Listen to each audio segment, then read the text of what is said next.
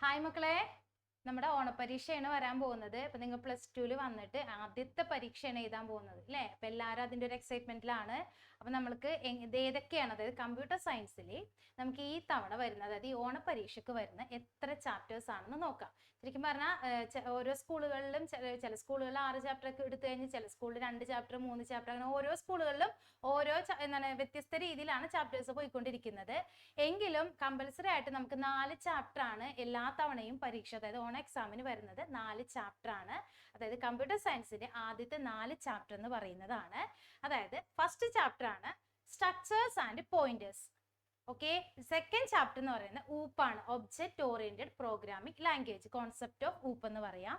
മൂന്നാമത്തെ chapter data structures and operations. Last chapter ആണ് web technology. ഈ 4 ചാപ്റ്റേഴ്സ് ആണ് എല്ലാ സ്കൂളുകളിലും നോർമലി വരുന്നത്, ഈ ഓണപരീക്ഷയ്ക്ക് വരുന്നത്. വളരെ സിമ്പിൾ ചാപ്റ്റർ ആണ്. നന്നായിട്ട് പഠിച്ചു കഴിഞ്ഞാൽ അതുപോലെ തന്നെ നമ്മുടെ മൈൻഡിൽ പെട്ടെന്ന് നിൽക്കുന്ന ചാപ്റ്റേഴ്സ് ആണ്. കാരണം നിങ്ങൾ ഓൾറെഡി +1 പ്രോഗ്രാം ഒക്കെ പഠിച്ചു കഴിഞ്ഞ കുട്ടികളാണ്. അപ്പൊ അതുമായി ബേസ് ചെയ്തിട്ടാണ് ആദ്യത്തെ ആ 3 ചാപ്റ്റേഴ്സ് ഒക്കെ വരുന്നത്. അതിൽ 4ാമത്തെ ചാപ്റ്റർ മാത്രമേ HTML ആയിട്ട് വരുന്നുള്ളൂ, അതായത് വേറൊരു ലാംഗ്വേജ് ആയിട്ട് വരുന്നതുള്ളൂ.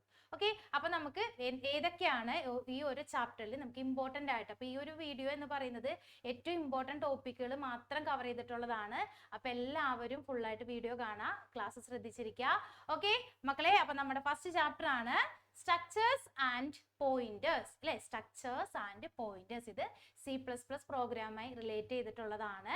ഓക്കെ, അപ്പൊ നോക്കാം എന്താണ് സ്ട്രക്ചർ അല്ലെങ്കിൽ എന്താണ് പോയിന്റർ. അപ്പൊ ഇതിൽ എപ്പോഴും വരുന്ന ഒരു ക്വസ്റ്റ്യൻ ആണ്, സ്ട്രക്ചർ ഡെഫിനിഷൻ ചോദിക്കും, സ്ട്രക്ചർ ഡിക്ലറേഷൻ ചോദിക്കും, കമ്പൽസറി ആണ്. ഓക്കെ, അപ്പൊ നമുക്ക് നോക്കാം സ്ട്രക്ചർ ഡെഫിനിഷൻ എന്താണ്. സ്ട്രക്ചറിന് ഒരു 1 വേർഡ് വരുന്നുണ്ട്, അതായത് സ്ട്രക്ട് എന്ന കീവേഡ് ഉപയോഗിച്ചിട്ടാണ് സ്ട്രക്ചർ ഡിക്ലെയർ. അപ്പൊ dash keyword is used to specify a structure. പഠിച്ചോളണം, സ്ട്രക്ചർ സ്പെസിഫൈ ചെയ്യുന്ന ഏത് കീവേഡ് ഉപയോഗിച്ചിട്ടാണ്. പിന്നെ കീവേഡ് ഒക്കെ എഴുതുമ്പോൾ പരമാവധി നമ്മുടെ പ്രോഗ്രാം ബേസ് ഏതൊരു ക്വസ്റ്റ്യൻ ചോദിച്ചാലും സ്മോൾ ലെറ്ററിൽ എഴുതാൻ പഠിക്കുക. ഓക്കെ, സ്ട്രക്ട് എന്ന് കൊടുക്കുക, അതായത് സ്ട്രക്ട് എന്ന കീവേഡ് ഉപയോഗിച്ചിട്ടാണ്. അപ്പൊ dash keyword is used to specify structure. Struct keyword STRUCT, struct keyword. Okay, ഇനി structure is a dash data type. Structure ഏത് ഡാറ്റ ടൈപ്പ് ആണ്? സ്ട്രക്ചർ എന്ന് പറയുന്നത് യൂസർ ഡിഫൈൻഡ് ഡാറ്റ ടൈപ്പ്. അപ്പൊ അതിൽ തന്നെ നമുക്ക് 2 പോയിന്റ് കിട്ടിയില്ലേ? ഇനി സ്ട്രക്ചർ ഡെഫിനിഷൻ ചോദിച്ചാൽ ഈ 2 പോയിന്റ് മാത്രമല്ല, structure is A collection of variable, അതായത് കളക്ഷൻ ഓഫ് വേരിയബിൾ ആണ് വിത്ത് different data type. Reference under A name അല്ലെങ്കിൽ റെഫറൻസ് അണ്ടർ 1 നെയിം, ഒരു നെയിമിന്റെ കീഴെ വ്യത്യസ്ത രീതിയിലുള്ള ഡാറ്റ ടൈപ്സുകൾ കൊടുത്ത് വേരിയബിൾ ക്രിയേറ്റ് ചെയ്യുന്നതിന് നമ്മൾ എന്ത് പറയും? സ്ട്രക്ചർ എന്ന് പറയും. ഓക്കെ, അപ്പൊ സ്ട്രക്ചർ ഡെഫിനിഷൻ പഠിക്കുക, സ്ട്രക്ചർ ഡിക്ലറേഷൻ പഠിക്കുക. പിന്നെ സ്ട്രക്ചർ ഡിക്ലെയർ ചെയ്യുന്നത് സ്ട്രക്ട് എന്ന കീവേഡ് ഉപയോഗിച്ചിട്ടാണ്. പിന്നെ അതുപോലെ തന്നെ സ്ട്രക്ചറിന്റെ പ്രത്യേകത, അത് യൂസർ ഡിഫൈൻഡ് ഡാറ്റ ടൈപ്പ് ആണ്. ഓക്കെ, അപ്പൊ നമുക്ക് സ്ട്രക്ചർ ഡിക്ലറേഷൻ നോക്കാം. അതിനു മുമ്പ് നമ്മൾ +1 പഠിച്ച ഒരു അറേയുടെ ടോപ്പിക് ഉണ്ട്. അറേ എന്താണെന്ന് നമ്മൾ ഓൾറെഡി ഡിസ്കസ് ചെയ്ത് പഠിച്ച കാര്യമാണ്.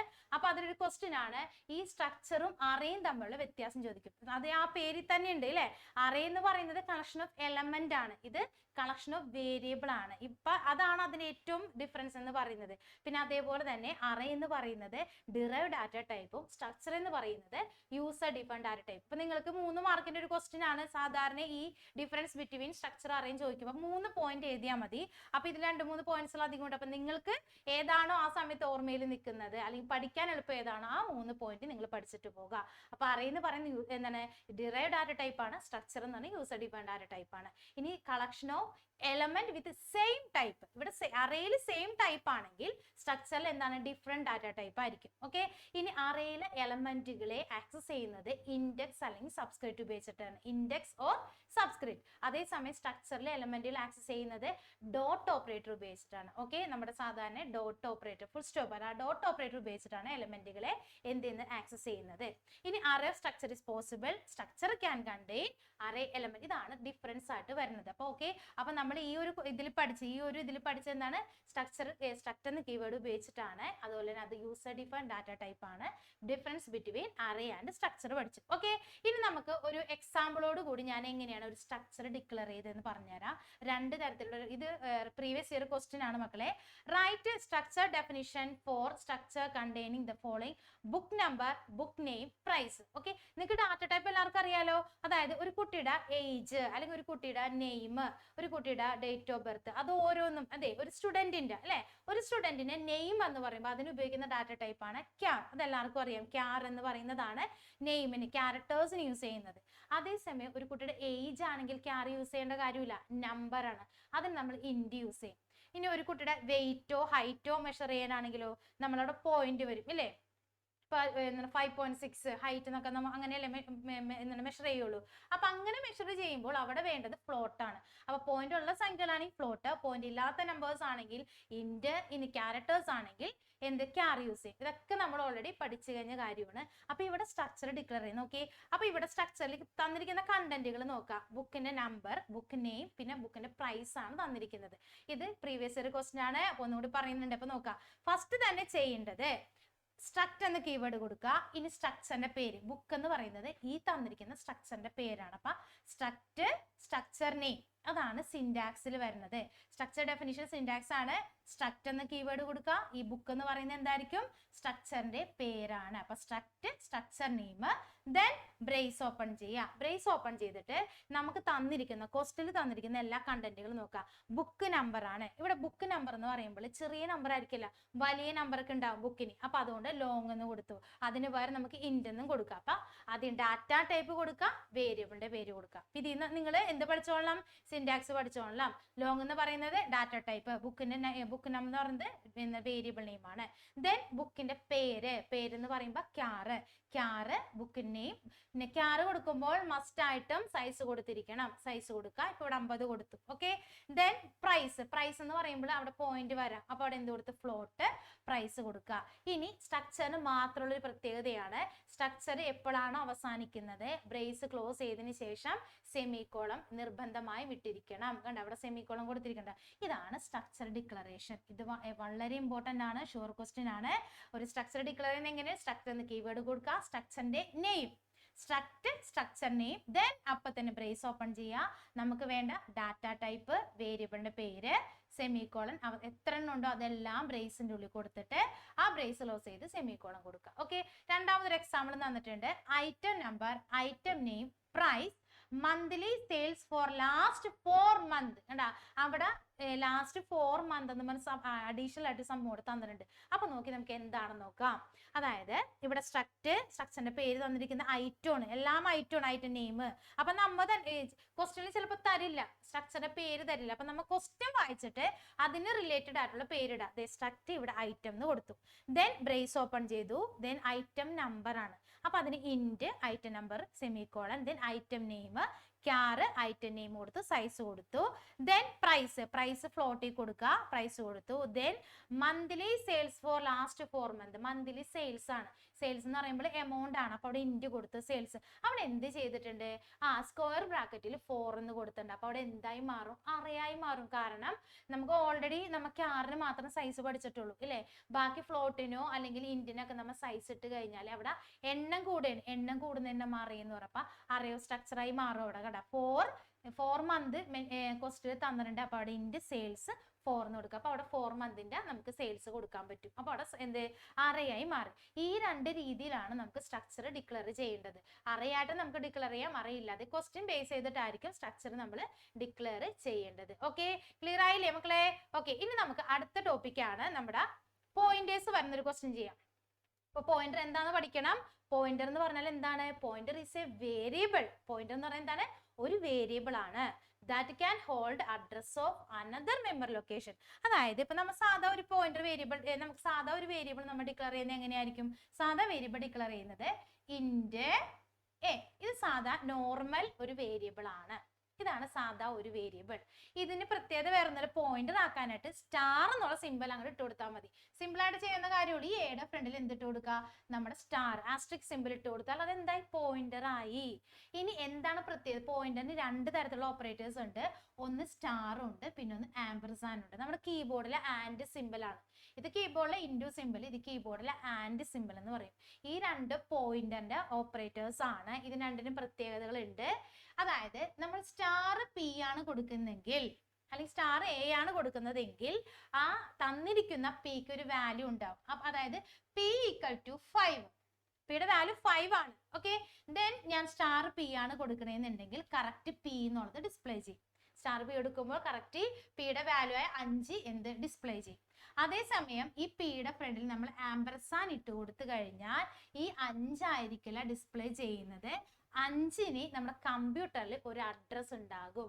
ആ അഡ്രസ് ആയിരിക്കും ഡിസ്പ്ലേ ചെയ്യുന്നത്. ഓക്കെ, സിമ്പിൾ ആയിട്ട് പറയുന്നത് വേറൊന്നും അല്ല.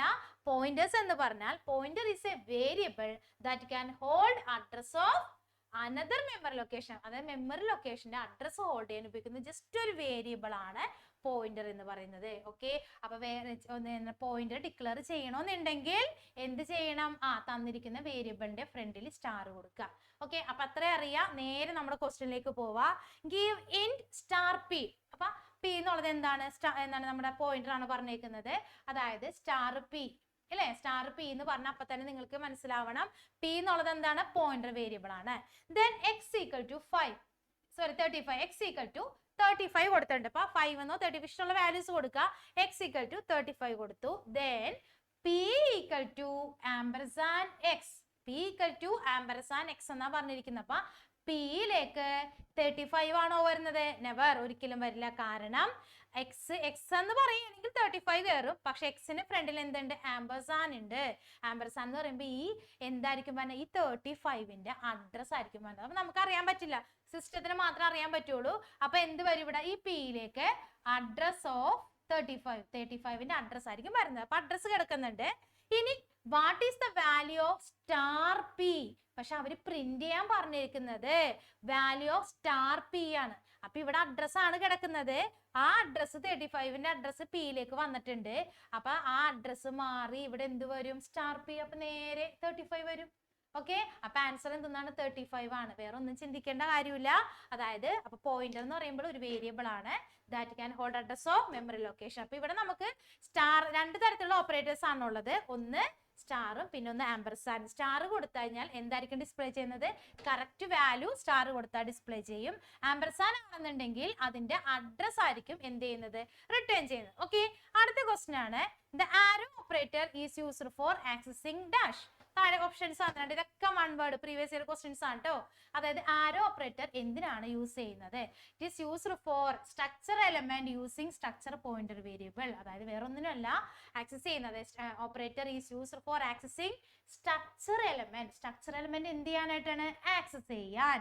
എന്തിനു വേണ്ടിയിട്ട്? പോയിന്റർ. അതായത് അതിലേക്ക് പോയിന്റർ വരും. നമ്മുടെ സ്ട്രക്ചറിലേക്ക് പോയിന്റർ ചേർക്കും. നമ്മൾ ആ സ്ട്രക്ചറിലേക്ക് പോയിന്റർ ചേർക്കുമ്പോഴാണ് അവിടെ എന്ത് ഈ ആരോ ഓപ്പറേറ്റർ നമ്മൾ ഉപയോഗിക്കുന്നത്. ഓക്കെ, അപ്പൊ പോയിന്റർ പഠിച്ചു, നമ്മൾ സ്ട്രക്ചർ ഡിക്ലെയർ ചെയ്യാനും പഠിച്ചു. ഓക്കെ, അപ്പൊ നമുക്ക് ഇനി പോയിന്റർ ഡെഫിനിഷൻ ഒന്നും കൂടി നോക്കാം മക്കളെ. പോയിന്റർ എങ്ങനെ ഡിക്ലെയർ ചെയ്യാമെന്ന്. Okay, pointer is A variable that can hold address of memory location. ഒരു മെമ്മറി ലൊക്കേഷന്റെ അഡ്രസ് സ്റ്റോർ ചെയ്യാനാണ് നമ്മൾ പോയിന്റർ യൂസ് ചെയ്യുന്നത്. ഡിക്ലറേഷൻ ഡാറ്റ ടൈപ്പ് സ്റ്റാർ എന്ന സിമ്പൽ കൊടുക്കുക, വേരിയബിളിന്റെ പേര് കൊടുക്കുക. അപ്പൊ തന്നെ നിങ്ങൾ എഴുതിക്കൊള്ളണം. ഈ ഒരു സിന്റാക്സ് ആണ് അപ്പൊ തന്നെ നിങ്ങളുടെ മൈൻഡിലേക്ക് വരേണ്ടത്. എന്തെന്നാണ് വരേണ്ടത്? ഇന്റ്. അതായത് ഇന്റ് അപ്പൊ തന്നെ സ്റ്റാർ എ. കണ്ട, പി എന്നാണെങ്കിൽ പി എന്ന് കൊടുക്കാം. നിങ്ങളുടെ ഇഷ്ടമുള്ളത് പോലെ ഇഷ്ടമുള്ള വേരിയബിൾ കൊടുക്കാം. കണ്ട, ഡാറ്റ ടൈപ്പ് സ്റ്റാർ കൊടുക്കുക, എന്ത് വേരിയബിളിന്റെ പേര് കൊടുക്കുക. ഓക്കെ, ഇനി ഡിഫറൻസ് ബിറ്റ്വീൻ എന്ത് സ്റ്റാർ ആൻഡ് ആംബർസാൻ അല്ലെങ്കിൽ ampersand and star operator already ഇപ്പൊ തന്നെ പറഞ്ഞതാണ്. ആംബർസാൻ എന്ന് പറഞ്ഞാൽ ഈ തന്നിരിക്കുന്ന വേരിയബിളിന്റെ മെമ്മറി അഡ്രസ് ആയിരിക്കും ഡിസ്പ്ലേ ചെയ്യുക. Find the address of memory location. അതേസമയം സ്റ്റാറിന് ഇപ്പോൾ 2-3 പേരുകളുണ്ട്. Indirection operator, dereference operator, value at operator. ആ സ്റ്റാറിന് 3 പേരുകളാണ്. അത് റിട്ടേൺ ചെയ്യുന്നത് എന്തിനു വേണ്ടിയിട്ടായിരിക്കും? യഥാർത്ഥ വാല്യൂ, അതായത് ഏതാണ് നമ്മൾ വാല്യൂ കൊടുക്കുന്നത് ആ വാല്യൂ ഡിസ്പ്ലേ ചെയ്യും. ഓക്കെ, അപ്പൊ ഏതൊക്കെയാണ് സ്റ്റാറിന്റെ പേരുകൾ? Indirection operator, dereference operator, value at operator. Okay, ഇത് പ്രീവിയസ് ക്വസ്റ്റ്യൻസ് ആണ്. അപ്പൊ നോക്കാം ഡിഫറൻസ് ബിറ്റ്വീൻ എന്ത് star and address operator. Okay, അടുത്തതാണ് memory allocation. Difference between static and dynamic memory allocation. 2 തരത്തിൽ നമുക്ക് മെമ്മറി എന്ത് ചെയ്യാം? അലോക്കേറ്റ് ചെയ്യാം. ഓക്കെ, അപ്പൊ നോക്കാം മെമ്മറി എങ്ങനെ അലോക്കേറ്റ് ചെയ്യുന്നത്. അതിലും 2-3 പോയിന്റുകളുണ്ട്. അറ്റ്ലീസ്റ്റ് 3 പോയിന്റ് എങ്കിലും നിങ്ങൾ പഠിച്ചു വെക്കുക. ഓക്കെ, സ്റ്റാറ്റിക് എന്ന് പറയുമ്പോൾ തന്നെ അതിന് ഓർക്കുക, അതിൽ മെമ്മറി ഏത് സമയത്താണ് അലോക്കേറ്റ് ചെയ്യുന്നത്? Memories allocate at the time of program compilation. 2 ടൈമുള്ളൂ, കമ്പൈലും റണ്ണും. ഇത് ഏത് ടൈമാണ്? കമ്പൈലും റണ്ണും. അപ്പൊ സ്റ്റാറ്റിക്കിലാണെങ്കിൽ കമ്പൈലേഷൻ ആണ് ടൈം എങ്കിൽ അപ്പുറം എന്തായിരിക്കും? Run time. കണ്ട, മെമ്മറി അലോക്കേറ്റ് ചെയ്യുന്നത് കമ്പൈലേഷൻ ടൈം, മെമ്മറി അലോക്കേറ്റ് ചെയ്യുന്നത് റൺ ടൈം. ഓക്കെ, അപ്പൊ അത് പഠിച്ചില്ലേ? ഓക്കെ, ഇനി അടുത്തത് memory location remain available even if it is not needed. Memory can be using period according to our need. Memory ആണെങ്കിൽ, അതായത് ഡൈനാമിക്കിലാണെങ്കിൽ നമുക്ക് എന്ത് ചെയ്യാം? നമ്മുടെ ആവശ്യത്തിനനുസരിച്ച് നമുക്ക് എന്ത് ചെയ്യാം? യൂസ് ചെയ്യാം. ഇവിടെ എങ്ങനെയല്ല, നമുക്ക് എപ്പോഴാണോ വേണ്ടത് അത് കഴിഞ്ഞാൽ അത് ആ മെമ്മറി എന്താവും? എന്താണ്? Memories remain available even if it is not read. നമുക്ക് ആവശ്യമില്ലെങ്കിൽ കൂടി മെമ്മറി എന്താണ്? അവിടെ അവൈലബിൾ ആണ്. ഇപ്പോഴാണെങ്കിൽ അങ്ങനെയല്ല, നമ്മൾ എപ്പോഴാണ് യൂസ് ചെയ്യുന്നത് അപ്പം മാത്രം നമുക്ക് മെമ്മറി അലോക്കേറ്റ് ചെയ്യാൻ പറ്റുള്ളൂ. ഇനി സ്റ്റാറ്റിക്കിനി there is no particular operator for allocate memory. പ്രത്യേകിച്ച് മെമ്മറി അലോക്കേറ്റ് ചെയ്യാൻ ആവശ്യമില്ല. അതായത് ഒരു ഓപ്പറേറ്റർ വേണ്ട, എപ്പോഴും മെമ്മറി കിട്ടിക്കൊണ്ടിരിക്കുന്നതാണ്. പിന്നെ പ്രത്യേകിച്ച് എന്ത് വേണ്ട? നമുക്ക് ആവശ്യം. അതായത് ഫോർ എക്സാമ്പിൾ ഇപ്പൊ ഞാൻ ഒരു റിയൽ ലൈഫിൽ എക്സാമ്പിൾ പറഞ്ഞുതരാം. ഇപ്പൊ നിങ്ങൾക്ക് പരീക്ഷ സമയത്ത് കുറെ എടുത്ത് വായിച്ചു നോക്കണം, അല്ലെങ്കിൽ ഒരു ട്യൂട്ടറിന്റെ ആവശ്യം ഉണ്ടെന്ന് ചില കുട്ടികൾ ട്യൂട്ടറിന്റെ ആവശ്യം വരും. അതായത് എന്തായാലും പറഞ്ഞു തരാൻ ഒരാൾ വേണം. അപ്പൊ അതേസമയം സ്റ്റാറ്റിക്കിൽ അങ്ങനെയല്ല, ഓൾറെഡി എപ്പോഴും ഡിസ്കസ്ഡ് ആണ്. അതായത് ഓൾറെഡി മെമ്മറിയിൽ പ്രത്യേകിച്ച് ഒരു ഓപ്പറേറ്ററിന്റെ ആവശ്യമില്ല. അപ്പൊ അതേസമയം ഡൈനാമിക്കിലാവുമ്പോൾ ന്യൂ ഓപ്പറേറ്റർ എന്നുള്ള ഒരു മെമ്മറി അലോക്കേറ്റ് ചെയ്യാൻ ന്യൂ ഓപ്പറേറ്റർ വേണം. ഇവിടെ എന്ത് വേണ്ട? പ്രത്യേകിച്ച് മെമ്മറിയുടെ ആവശ്യമൊന്നുമില്ല. അലോക്കേറ്റ് ചെയ്യാൻ ഓപ്പറേറ്റർ വേണ്ട, ഇവിടെ ഓപ്പറേറ്റർ വേണം. ഇനി മെമ്മറി ഓട്ടോമാറ്റിക്കലി ഫ്രീ ആകും. ഇവിടെ മെമ്മറി ഫ്രീ ആവണമെന്നുണ്ടെങ്കിൽ ഡിലീറ്റ് വേണം. കണ്ട, അപ്പൊ ഡൈനാമിക്കലി ന്യൂവും ഡിലീറ്റും വരുന്നുണ്ട്. ഓക്കെ, ആ ന്യൂവും ഡിലീറ്റ് പഠിച്ചോളാം. ഓക്കെ, അപ്പൊ സ്റ്റാറ്റിക്കും ഡൈനാമിക്കും തമ്മിൽ വ്യത്യാസം ചോദിക്കുമ്പോൾ സ്റ്റാറ്റിക് ഏത് ടൈമാണ്? Compile time. ഡൈനാമിക് ഏത് ടൈമാണ്? Run time. സ്റ്റാറ്റിക്കലി എന്തിന്റെ ആവശ്യമില്ല? പ്രത്യേകിച്ച് മെമ്മറിയുടെ ആവശ്യം വരുന്നില്ല. ഡൈനാമിക്കിലാണെങ്കിൽ മെമ്മറിയുടെ ആവശ്യമുണ്ട്, അതിനെ പറയുന്ന പേരാണ് ന്യൂ എന്ന് പറയുന്നത്. ഇനി സ്റ്റാറ്റിക്കിലാണെന്നുണ്ടെങ്കിൽ മെമ്മറി ഫ്രീ ആയി ഫ്രീ ആയിട്ട് എന്ത് ഓട്ടോമാറ്റിക്കലി ഫ്രീഡ് ആണ്. അതേസമയം ഡൈനാമിക്കിൽ അതിനും എന്ത് ഓപ്പറേറ്ററിന്റെ ആവശ്യമുണ്ട്, ആ ഓപ്പറേറ്റർ ആണ് ഡിലീറ്റ്. അപ്പൊ നമ്മൾ രണ്ട് പുതിയ കാര്യങ്ങൾ പഠിച്ചു, ന്യൂയും ഡിലീറ്റും. അതാണ് അതിന്റെ മറ്റൊരു ക്വസ്റ്റ്യൻ ആയിട്ട് വരുന്നതായി difference between new and delete. ഇത് എന്തിനൊക്കെ ഭാഗമാണ്? മെമ്മറി അലോക്കേഷന്റെ ഭാഗമാണ്. അപ്പൊ ന്യൂ എന്താണ്? ഡിലീറ്റ് എന്താണ്?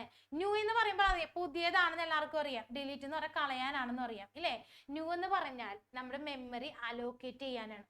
അതായത് new operator is used to allocate memory. എന്താണ്? അലോക്കേറ്റ് മെമ്മറി അലോക്കേറ്റ് ചെയ്യാനാണ് ന്യൂ എന്ന് പറയുന്നത്. ഇനി ആ അലോക്കേറ്റ് ചെയ്ത് കളയാനാണ് ഡിലീറ്റ് യൂസ് ചെയ്യുന്നത്. കണ്ട, അപ്പൊ മെമ്മറി അലോക്കേറ്റ് ചെയ്യാൻ നമ്മൾ ന്യൂ യൂസ് ചെയ്യും, അത് കളയാൻ ഡിലീറ്റ് യൂസ് ചെയ്യും. അപ്പൊ ചിലപ്പോൾ അതിന്റെ സിന്റാക്സ് ചോദിക്കാൻ ചാൻസ് ഉണ്ട്. അപ്പൊ ന്യൂവിന്റെ സിന്റാക്സ് ആണ് പോയിന്റർ വേരിയബിൾ. അതായത് നമ്മുടെ പോയിന്റർ വേരിയബിൾ നമുക്ക് എല്ലാവർക്കും അറിയാം. ഒരു പോയിന്റർ വേരിയബിൾ ഡിക്ലെയർ ചെയ്യണം എങ്ങനെയാണ്? നമ്മള് ഇന്റ് സ്റ്റാർ പി, ഇതാണ് നമ്മുടെ പോയിന്റർ വേരിയബിൾ. ഓക്കെ, അപ്പൊ പോയിന്റർ വേരിയബിൾ ആദ്യം പോയിന്ററിനാണ് നമ്മൾ ന്യൂ ഡിലീറ്റ് യൂസ് ചെയ്യുന്നത്, എല്ലാവർക്കും അറിയാം, ഇല്ലേ? അപ്പൊ പോയിന്റർ വേരിയബിൾ ആണ് സ്റ്റാർ പി എന്നുള്ളത്. ഇനി അത് എന്ത് ചെയ്യണം? പുതിയ ഒരു മെമ്മറി, ഈ പിക്ക് ഞാൻ പുതിയൊരു മെമ്മറി എന്താണ് അലോക്കേറ്റ് ചെയ്യുന്നതാണ്. അപ്പൊ അതിന് പോയിന്റർ വേരിയബിൾ എന്താണ്? പി, അല്ലേ? പി ഈക്വൽ ടു ന്യൂ എന്നുള്ള കീവേഡ് കൊടുക്കുക, ദെൻ ഡാറ്റ ടൈപ്പ് ഇന്റ്. കണ്ട, അപ്പൊ ഈ പിക്ക് ഓൾറെഡി ഇവിടെ നമ്മൾ ഡിക്ലെയർ ചെയ്തു. അത് കൂടാതെ തന്നെ പിക്ക് വീണ്ടും നമ്മൾ മെമ്മറി അലോക്കേറ്റ് ചെയ്തു. കണ്ട, അപ്പൊ സ്റ്റാർ ആദ്യം പി എന്ത് ചെയ്യാം? പി പോയിന്റ് വേരിയബിൾ ഒരു ഡിക്ലെയർ ചെയ്യാം, ദെൻ അതിന് വീണ്ടും ന്യൂ ഉപയോഗിച്ചിട്ട് ഞാൻ വീണ്ടും മെമ്മറി അലോക്കേറ്റ് ചെയ്തു. ഇങ്ങനെ എനിക്കിത് കളയണം, ആ മെമ്മറി എനിക്ക് വേണ്ട. അങ്ങനെ കളയാൻ പറ്റുമ്പോഴാണ് നമ്മൾ എന്ത് ചെയ്യുന്നത്? ഡിലീറ്റ് യൂസ് ചെയ്യണത്. അപ്പൊ ഡിലീറ്റ് എന്ത് കൊടുക്കുക? പി എന്ന് കൊടുക്കുക. കണ്ട, അപ്പൊ ഇവിടെ ന്യൂ യൂസ് ചെയ്ത് നമ്മൾ ഡിലീറ്റ് യൂസ് ചെയ്തു. കണ്ട, വളരെ സിമ്പിൾ ആണ്. അപ്പൊ എന്തിനും എന്ത് ചെയ്യണം? പോയിന്റർ വേരിയബിൾ ആദ്യം ഡിക്ലെയർ ചെയ്യണം. അപ്പൊ ന്യൂ എന്ന് പറഞ്ഞാൽ എന്താണ്? Allocate memory. എന്താണ്? അലോക്കേറ്റ്. അപ്പൊ മറ്റേ അലോക്കേറ്റ് നേരെ ഓപ്പോസിറ്റ് ആണ് എന്ത്? Delete, D allocate. Okay, clear ആയില്ലേ? ഇനി അടുത്തൊരു ടോപ്പിക്കാണ്. അപ്പൊ നമ്മുടെ ന്യൂ ഡിലീറ്റും കഴിഞ്ഞു. അടുത്ത ചെറിയൊരു ടോപ്പിക്കാണ് സെൽഫ് റെഫറൻഷ്യൽ സ്ട്രക്ചർ. ഓക്കെ, ഏതാണ്? Self referential structure. വളരെ സിമ്പിൾ ആണ്. നോക്കാം നമുക്ക്. Self referential structure is A structure in which one of the element is A pointer. അതായത് വേറൊന്നുമില്ല, അതായത് ആ സ്ട്രക്ചറിലെ ഒരു എലമെന്റ് എന്തായിരിക്കും? പോയിന്റർ ആയിട്ട് ഡിക്ലെയർ ചെയ്യാം. അതിനെയാണ് നമ്മൾ എന്ത് പറഞ്ഞത്? Self referential structure. ഓക്കെ, ഇപ്പൊ ഇവിടെ ഞാൻ ഈ ഒരു ക്വസ്റ്റനിൽ എംപ്ലോയി എന്നുള്ള സ്ട്രക്ചർ ഞാൻ ഡിക്ലെയർ ചെയ്തിട്ടുണ്ട്. എംപ്ലോയി, ആ എംപ്ലോയിയുടെ കോഡുകൾ കൊടുത്തു, എംപ്ലോയിയുടെ നെയിം കൊടുത്തു, എംപ്ലോയിയുടെ സാലറി കൊടുത്തു. അത് കൂടാതെ അത് ക്ലോസ് ചെയ്യുന്നേക്കാളും മുൻപ് ഞാൻ എന്ത് കൊടുത്തു? ആ എംപ്ലോയിയുടെ സ്ട്രക്ചറിന്റെ പേരെടുത്ത് എന്നിട്ട് അവിടെ EP എന്നും പറഞ്ഞു ജസ്റ്റ് ഒരു പോയിന്റർ വേരിയബിൾ ഡിക്ലെയർ ചെയ്തു. അപ്പൊ ആ കൊടുത്തിരിക്കുന്നതിനാണ് നമ്മൾ സെൽഫ് റെഫറൻഷ്യൽ എന്ന് പറയുന്നത്. അതായത് സ്ട്രക്ചറിന്റെ ഉള്ളിൽ ഇല്ലേ, സെയിം സ്ട്രക്ചറിന്റെ ഉള്ളിൽ ആ സ്ട്രക്ചറിന്റെ പേരെടുത്തിട്ട് ഒരു പോയിന്റ് വേരിയബിൾ ഡിക്ലെയർ ചെയ്താൽ അതിന് നമുക്ക് എന്ത് പറയാം? സെൽഫ് റെഫറൻഷ്യൽ സ്ട്രക്ചർ എന്ന് പറയും. ഓക്കെ, അപ്പൊ നമ്മുടെ ഈ ഒന്നാമത്തെ ചാപ്റ്ററിൽ വരുന്ന ഏറ്റവും പ്രധാനപ്പെട്ട, അതായത് ഒഴിച്ചുകൂടാൻ പറ്റാത്തത് അല്ലെ, ഒഴിച്ചുകൂടാൻ പറ്റാത്ത കാര്യങ്ങളാണ്. അപ്പൊ ഇത് കമ്പൽസറി ആയിട്ട് പഠിച്ച ആ ചാപ്റ്ററിൽ നിന്ന് എത്ര മാർക്ക് ഉണ്ടോ അതൊക്കെ നിങ്ങൾക്ക് ഷുവർ ആയിട്ട് കിട്ടും. അപ്പൊ എന്തായാലും ഈ ടോപ്പിക്കുകളൊക്കെ നമുക്ക് കവർ ചെയ്യണം. ഓക്കെ, ഇതാണ് നമ്മുടെ ഒന്നാമത്തെ ചാപ്റ്ററിലുള്ള ഇമ്പോർട്ടൻറ്റ് ടോപ്പിക്കുകൾ. നമ്മുടെ നെക്സ്റ്റ് ചാപ്റ്റർ ആണ്, അത് വളരെ വളരെ വളരെ സിമ്പിൾ ആണ്. അതായത് ഓൺലി തിയറി മാത്രമാണ്, അതിൽ കോഡുകളും കാര്യങ്ങളും ഒന്നും തന്നെ വരുന്നില്ല. The concept of object oriented programming അല്ലെ, എല്ലാവർക്കും അറിയാവുന്ന ഒരു ചാപ്റ്റർ ആണ്, വളരെ രസകരമായിട്ടുള്ള ചാപ്റ്റർ ആണ്. എന്താണ്? The concept of object oriented programming, ഊപ്പ് അല്ലെ, ഊപ്പാണ് നമ്മ ഇനി പഠിക്കാൻ പോകുന്നത്. നമ്മുടെ രണ്ടാമത്തെ ലെസൺ ആണ് കേട്ടോ. ഓക്കെ, അപ്പൊ നോക്കാം നമുക്ക് രണ്ടാമത്തെ ലെസൺ. ഓക്കെ, ഞാൻ ഒരു ഡിഫറൻസ് ബിറ്റ്വീൻ ആ തന്നിരിക്കുന്നത്, എല്ലാവരും ശ്രദ്ധിക്കുക.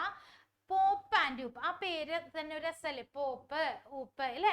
അതായത് പോപ്പ് എന്താണ്, അതുപോലെ ഊപ്പ് എന്താന്ന് പഠിക്കാം നമുക്ക്. പോപ്പ് എന്ന് പറഞ്ഞാൽ എന്താണ്? Procedure oriented programming. ഊപ്പ് എന്ന് പറഞ്ഞാൽ ഒബ്ജക്റ്റ് ഓറിയന്റഡ് പ്രോഗ്രാമിംഗ്.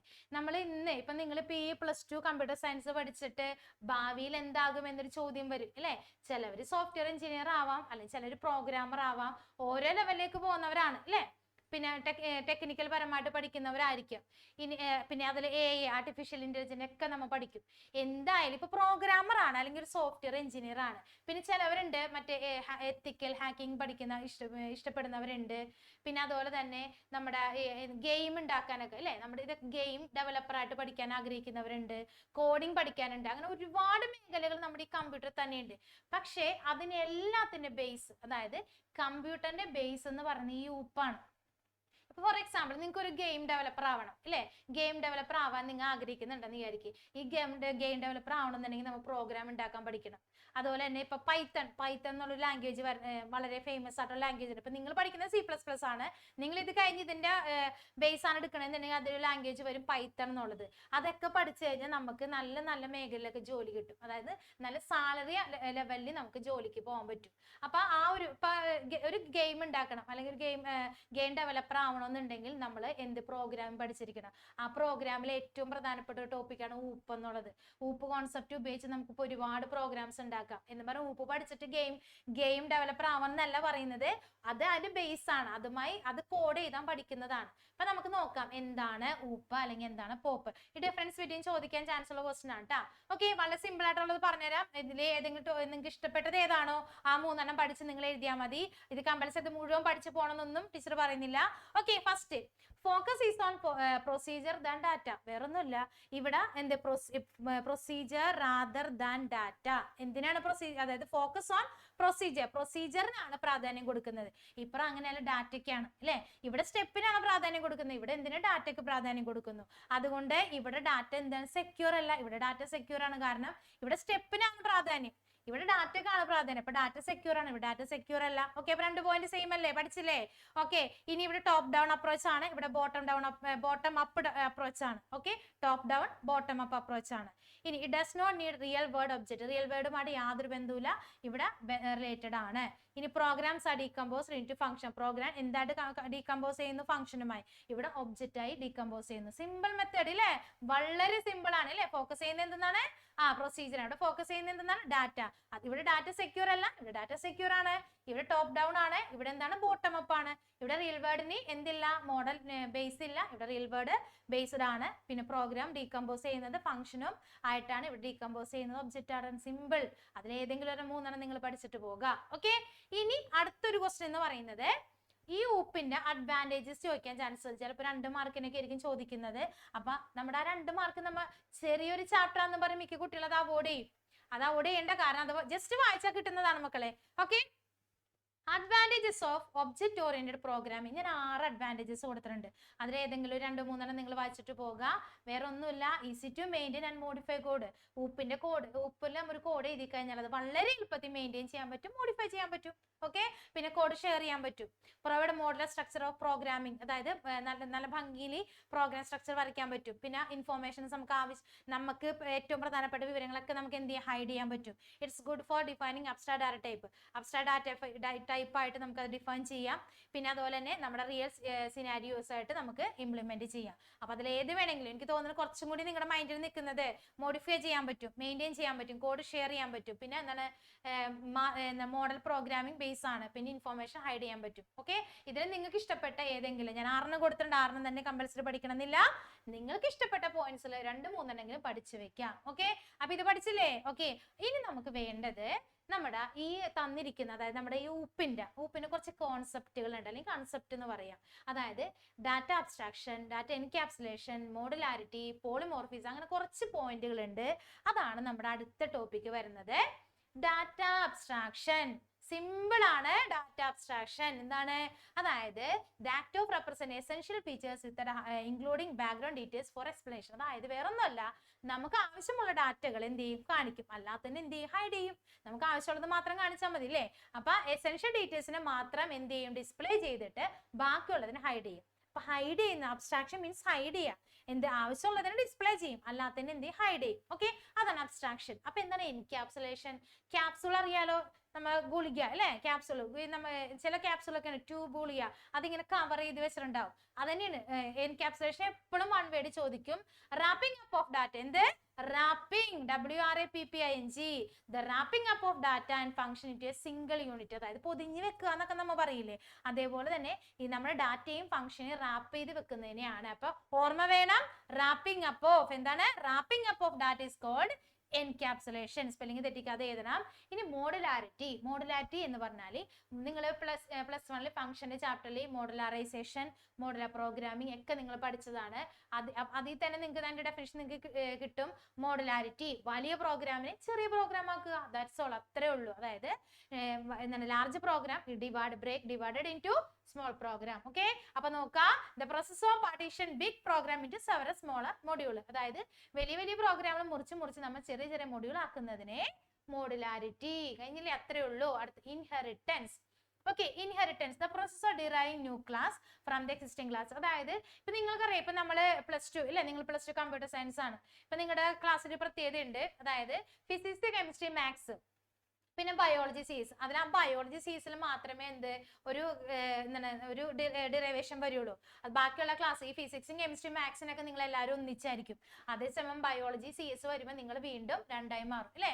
അത് ഓൾറെഡി നിങ്ങൾക്ക് അറിയാവുന്ന കാര്യമാണ്. കാരണം CS കുട്ടികൾക്ക് ബയോളജി പഠിക്കേണ്ട ആവശ്യമില്ല. അപ്പൊ അതെന്താ? അപ്പൊ നിങ്ങളുടെ ഒരു ഇൻഹെറിറ്റൻസിന് പ്രത്യേക 2 തരത്തിലുള്ള ക്ലാസ് ഉണ്ട്.